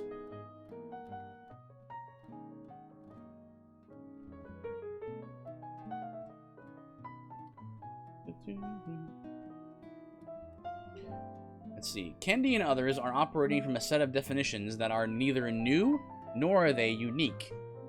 They have been around since the days of the Frankfurt School, and in some cases even earlier. However, today these words, or more specifically, the new meanings given to old words, have made their way into mainstream conscience and vocabulary, giving rise to a new religion where many now trust in deceptive words to no avail. Jeremiah 7, verse 8. So, let's examine the language and theology of the cult of anti-racism. We begin with its cosmology. This is going to be a really good chapter, I think, because it's going to be important to actually examine the common vernacular, common language that is used in this cultic ideology. A new cosmology in the beginning. On the first day, white people created whiteness. Although many white people, quote, although many white people feel that being white has no meaning, this feeling is unique to white people and is a key part of what it means to be a white. To see one's race as having no meaning is a privilege only whites are afforded. To claim to be just human, and thus outside of race, is one of the most powerful and pervasive manifestations of whiteness. End quote. Footnote, Robin DiAngelo and Özlem Sensoy, Is Everyone Really Equal? An Introduction to Key Concepts in Social Justice Education. Kindle edition 2012. 2012? She's been this bad for a long time. I never knew about Robin DiAngelo until, like, last year. Okay. Whiteness. What is it? Definition. A set of normative privileges granted to white-skinned individuals and groups which is invisible to those privileged by it. Footnote. Neil Shenvi, Anti-Racist Glossary. Neil Shenvi Apologetics. This statement is key to the cult of anti-racism as Genesis 1 verse 1 is to Christianity. Sorry, is as key. Just as Christians cannot and do not conceive of anything in their worldview apart from the reality that there is a God who created the world, the cult of anti-racism roots every aspect of its worldview in the assertion that everything begins with the creation of whiteness. More specifically, the creation of whiteness with the express purpose of establishing white people as the dominant hegemonic oppressors, and all non-white people as the objects of that oppression. This is the sine qua non of the anti-racist meta-narrative. The foundation for this idea is laid in critical race theory, then applied more broadly in other academic disciplines, until it finally finds its way into the broader cultural context. Quote, the terms I am using are not theory-neutral descriptors, but theory-laden constructs inseparable from systems of injustice, wrote Robin DiAngelo in a 2011 article that was a precursor to her best-selling 2018 book, White Fragility. She was discussing her use of the terms white and whiteness. In other words, DiAngelo admits that many Christians either refuse to admit or simply don't know that these terms carry the assumption of a worldview, particularly the worldview that lies at the foundation of CRT. It doesn't take a trained theologian to see this. Let's look, for example, at the Encyclopedia Britannica's entry on critical race theory. Critical race theory, or CRT, is the view that the law and legal institutions are inherently racist, and that race itself instead of being biologically grounded and natural, is a socially constructed concept that is used by white people to further their economic and political interests at the expense of people of color. Footnote, Tommy Curry, Critical Race Theory, Encyclopedia Britannica, May 28th, 2020. This is CRT 101. Unfortunately, for many, it has also become Christianity 101. And sadly, pointing out the CRT roots is often dismissed as mere name-calling, and I'd add further, being divisive. In February 2018, Jarvis Williams advanced these same ideas in a series of lectures in which he lambasted students and faculty with what could only be described as a CRT-laced tirade. Quote, "Whiteness is not about your biology, it's about ideology," Williams exclaimed. "It's a biological fiction, but a social fact. One aspect of whiteness was a way for Europeans who were different to homogenize themselves from these enslaved Africans." Williams goes on to state that one reason we get slavery is because of the construct of whiteness. And that's a footnote for the Christian intellectual Jarvis Williams on Whiteness, Pursuing Gospel-Centered Racial Reconciliation. YouTube, August 29th, 2019. The section I refer to begins 41 minutes into the video and lasts approximately 4.5 minutes. I like the citing his sources, so you can check it out yourself. In other words, according to a professor of New Testament studies at the flagship seminary in the SBC, the cosmology of CRT is an undisputed fact. White people created whiteness with the express... listen to this. White people created whiteness for the express purpose of oppressing and enslaving black people. Okay. In a now infamous tirade at the 2019 Sparrow Women's Conference, Ekemini Uwan, I know the name now, Ekemini Uwan noted, quote, "The reality is that whiteness is rooted in plunder, in theft, in enslavement of Africans, in genocide of Native Americans," end quote. Footnote, Dallas Conference on-stage interview with Ekemini Uwan, Sparrow Women's Dallas Evangelical Conference, YouTube. And then he has the YouTube link right there. So if you had this on Kindle, you could actually just copy that link and just paste it right into your browser.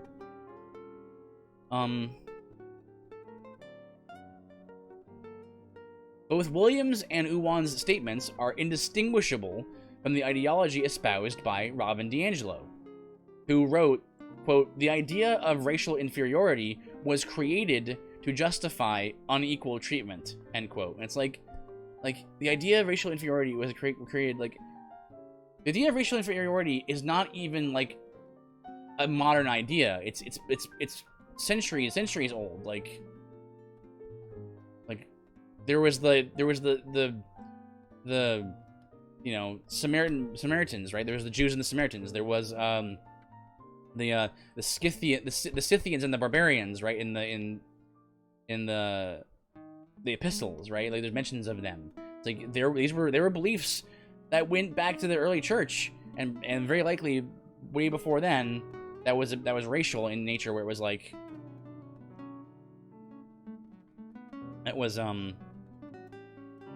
racial. I have a question. Did white people take over Africa and sell the African people, or did some Africans sell other Africans as slaves? The second one, Takuya. Now I'm sure that there were some small pockets of white people doing that in Africa, but no. For the vast majority of the cases, Africans sold other Africans. Because, as I mentioned near the beginning of the stream, the way of the world before Christianity started impacting the world was that conquest was the name of the game. If you wanted land, you took it. If you wanted to keep your land, you defended it. If you couldn't defend your land, you lost it. And so Africans were selling Africans because it wasn't a matter of race. It was a matter of your tribe, the tribalism, right? So in the case of like, okay, so let me go back to, because I think you probably weren't here for this. I think it might be very helpful for you to see this little bit right here. Please mind the language, but I think it's an important point that you bring up. So Lakota Man on Twitter says, "Hey America, F you, for desecrating our sacred mountain," and he's flipping off the Mount Rushmore here, right? So this is a place in South Dakota called the Black Hills. So go over here, you look at this. The region has been inhabited by Native Americans for almost 10,000 years. Well, I'm a young Earth creationist, so that's a little off. But the Arakakra arrived in the Black Hills by about 1500 AD, followed by the Chini. Question was a little bit sarcastic. Oh, you gotta put a cap up there. Hope I don't run into people like that when I visit Mount Rushmore in a couple of days. Oh, yeah. But notice this, right? So we got Crow, the Kiowa, and the Pawnee. Watch this right here. However, when the Lakota arrived in the 18th century, they drove out the other tribes and claimed the land for themselves. The land soon became sacred to the Lakota Sioux, who called them Paha Sapa, which means hills that are black, or Black Hills. So the point of bringing that up is just like, it's an example of like, before Christianity spread and sort of stopped the idea of like conquest is the most important thing, and like if you want land, you take it. This was how the world ran, and so yes. So while you were being a little sarcastic there, that kind of answers the question.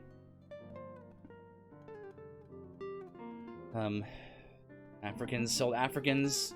You know. If you look at history, some Japanese people have it out for Chinese people, and vice versa. Koreans don't like Japanese. Half sarcastic, half looking for knowledge. Excellent. That's a great position to be in. Half sarcastic, half looking for knowledge. Because like a part of you kind of could guess the answer, right? That's probably why you're being sarcastic. It's like, I probably know the answer to this one already, but let's see. Okay. Imagine the theological and historical omniscience necessary to determine the priority of one of those sins over the other. However, for the worldview to hold, one must accept the premise that the idea of inferiority was created for the purpose of justifying unequal treatment, even though it's not the case at all. It's always been that way because we're sinners, right? Like it's in our sinful natures to look at other people and think that we're better than them, right? And that our tribe is better than their tribe.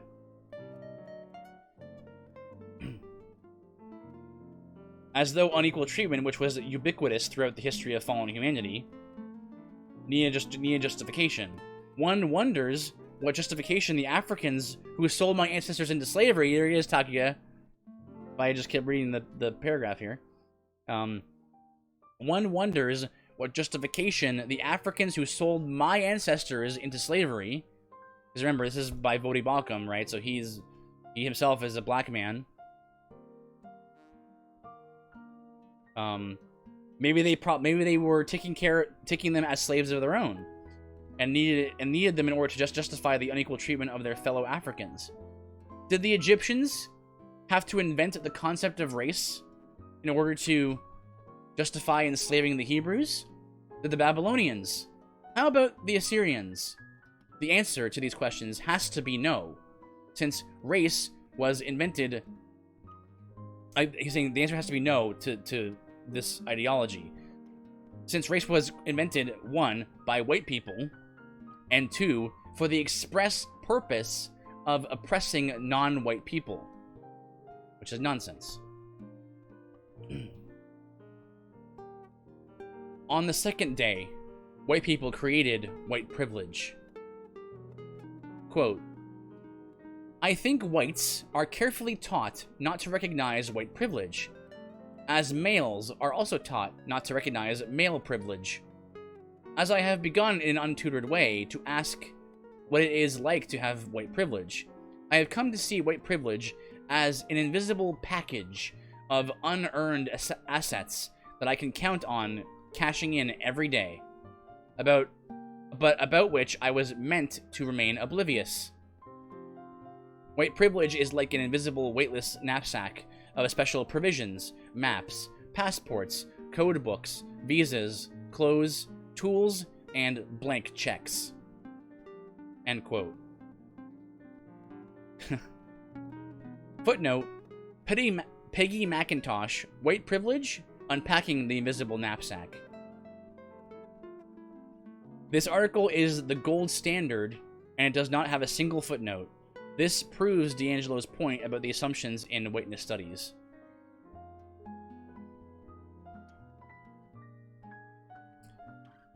What is white privilege? Definition: a series of unearned advantages that accrue to white people by virtue of them being white.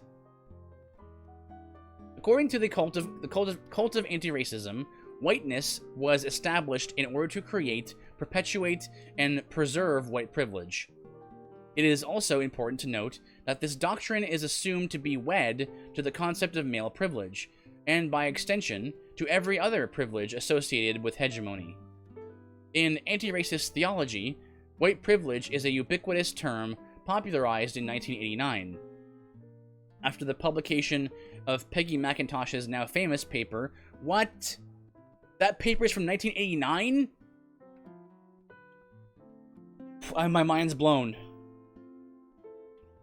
White privilege has been like a thing and like, you know, like under the surface for that long? I was born in 1988. It's been at least as old as I am. Wow. That's crazy. The paper is a classic example of grievance studies in that it was based entirely on assumptions, anecdotes, and personal observations, and completely devoid of scholarly research. Here is how McIntosh describes her research. Quote,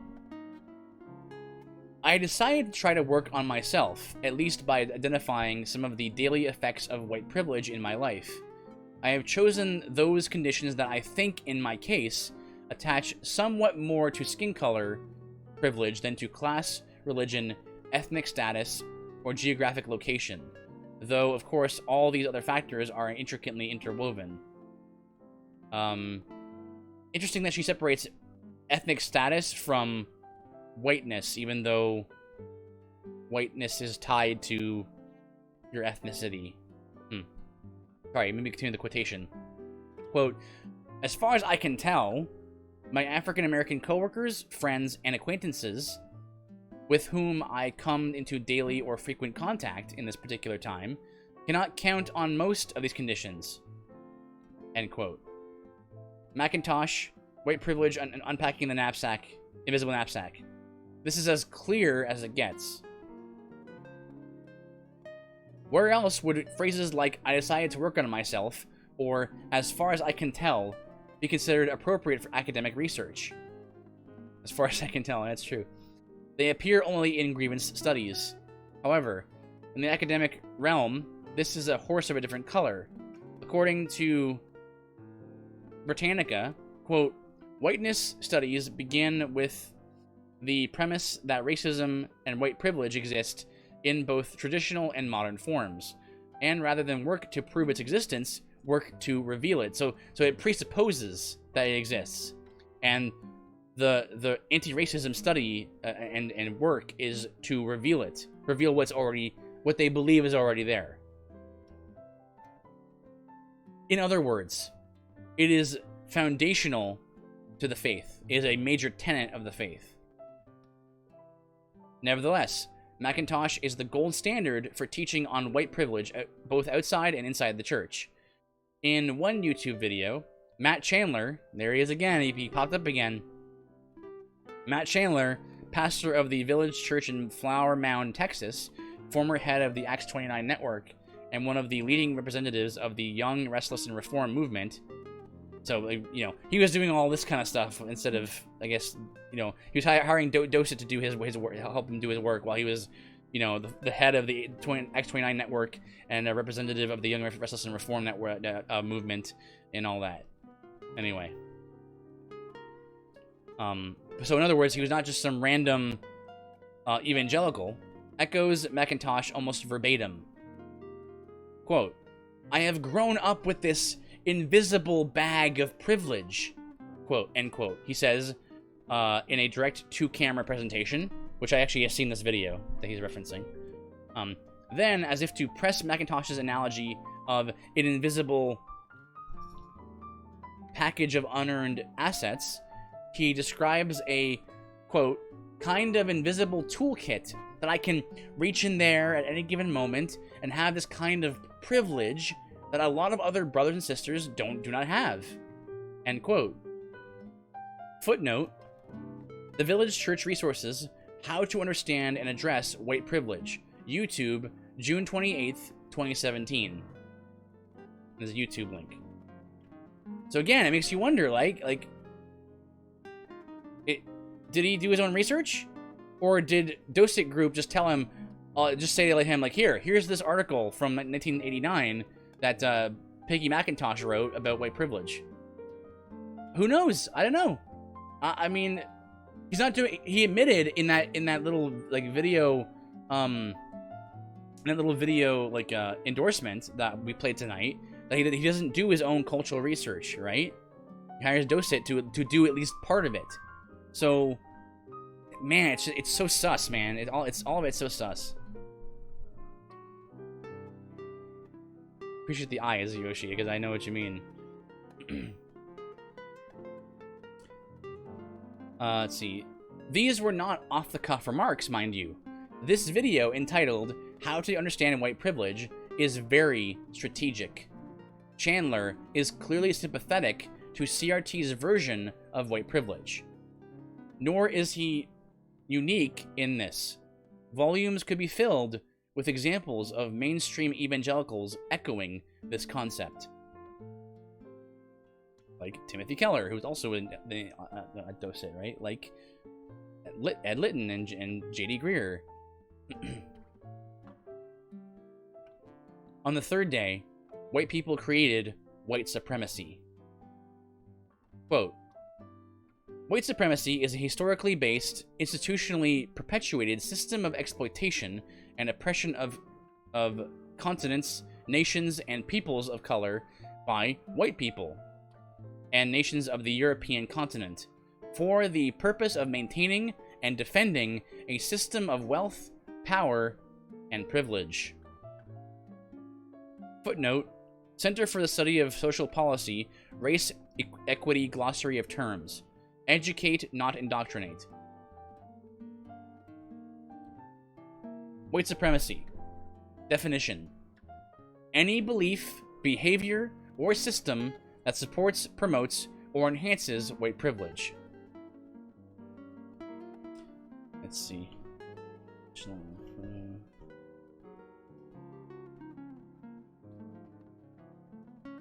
So, it's important to note that white privilege, as used by the critical social justice movement, doesn't mean what it used to mean. For many of us, the term white supremacy invokes strong images ranging from the Ku Klux Klan to the Nazi regime, notes Daniel Hill in his influential book, White Awake. Then, in a classic attempt to promote the redefinition of terms that CRT requires in order to advance the anti-racist worldview, he continues. When we get past the emotional response to the term and consider its definition, we can see that it remains relevant. End quote. Footnote, Daniel Hill, White Awake, Kindle edition 2017. In other words, the word doesn't mean what it used to mean. So we don't have to feel the way we used to feel about it. It also is far less provable in this context than someone's membership or status within the KKK. This is perfectly in keeping with Sensoi and D'Angelo's Is Everybody Really Equal?, a mainstay in schools of education throughout the United States. Quote, when we use the term white supremacy, we are not referring to extreme hate groups or bad racists, they write. We use the term to capture the all-encompassing dimensions of white privilege, dominance, and assumed superiority in mainstream society, end quote. And if you're going to take this ride and get on board with anti-racist pursuits, you have to engage in the cognitive dissonance that comes when we attempt to ignore the definitions we know in an effort to apply the definitions we must use in order to adopt and apply this new worldview. This is not your grandfather's version of white supremacy. It does not refer to the KKK or neo-Nazis, except when it does. Nice little footnote there. This version, rather, refers to the very air one breathes in a culture created by and for the whites. Quote, race scholars use the term white supremacy to describe a socio-political economic system of domination based on racial categories that benefits those defined and perceived of as white. End quote. Robin DiAngelo and Sensoi, Is Everyone Really Racist? Oh wait, no, sorry, that's a quote from White Fragility, page 30. As a result, white supremacy is both ubiquitous and intractable. In a now infamous video, Southern Baptist Theological Seminary Provost Matthew Hall gives about as clear a summary of the anti-racist doctrine of white supremacy as one can. Quote, everything that you assumed or thought was normal in the world, everything you thought was true about your tradition, your denomination, your own family, I'm going to pull back the veil, and what looked like this beautiful narrative of faithfulness and orthodoxy, and of truth and righteousness and justice, I'm going to peel that back. I'm going to show you the rotting corpse of a white supremacy that's underneath the surface. Footnote, Trevor Luden, Critical Race Theory promoted by 3-year professors at flagship Southern Baptist Seminary. YouTube, August 30th, 2019. It's recent, a couple of years ago. Now note how closely Hall's definition of white supremacy mirrors the Orthodox doctrine of total depravity. And however, for Hall, this depravity is not shared by all humanity by virtue of having descended from Adam, but rather it is limited to a certain spectrum of the melanin scale, if you're white or perceived as white.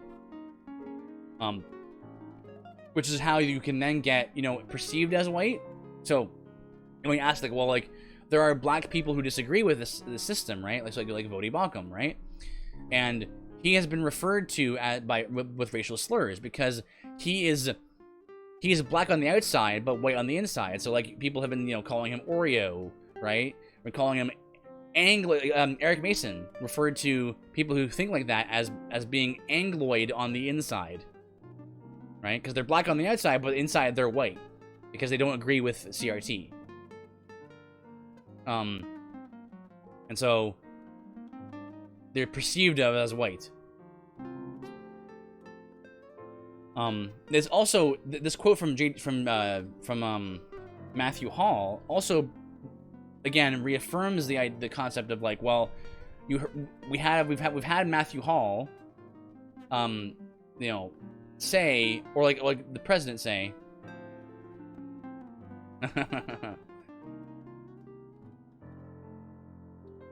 perceived as white, that seems judgmental. I am a light-skinned Hispanic. I hate the sun. I am a light-skinned Italian, a Southern Italian. So I'm from the very southern parts of Italy.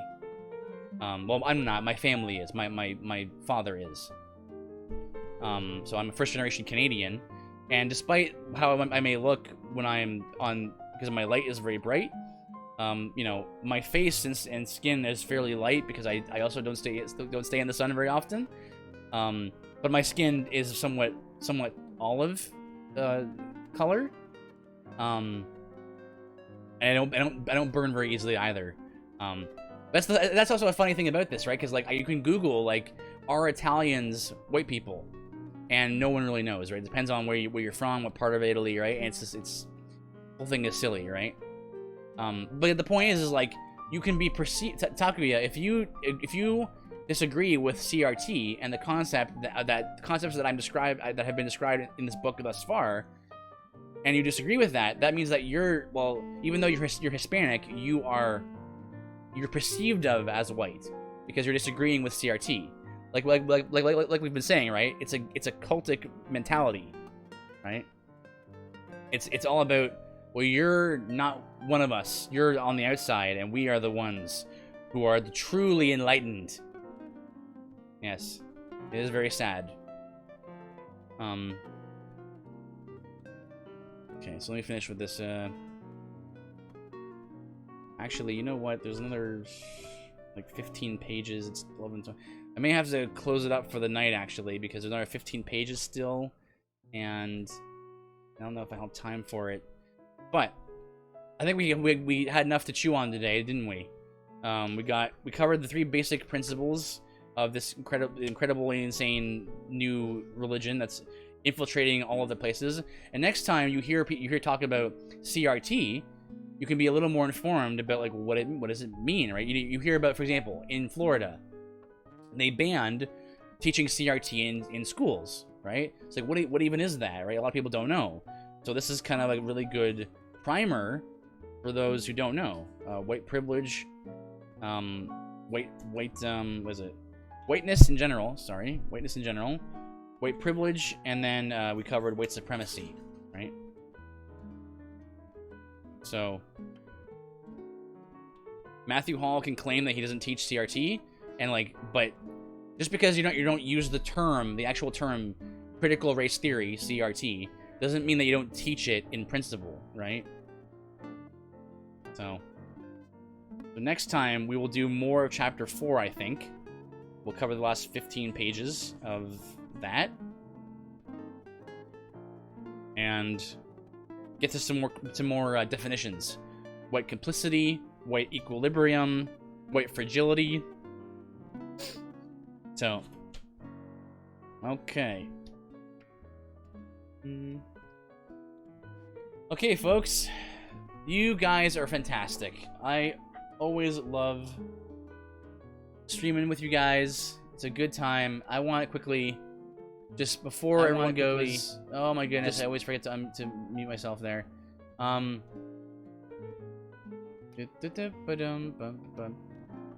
Let's throw it over to Retro, because I haven't actually rated Retro in a while. Give him some love. Oh, he's playing the Indiana Jones game. Nice. Okay, guys, if you got him, spam the Mifuki Mind Blows. Let him know I sent you.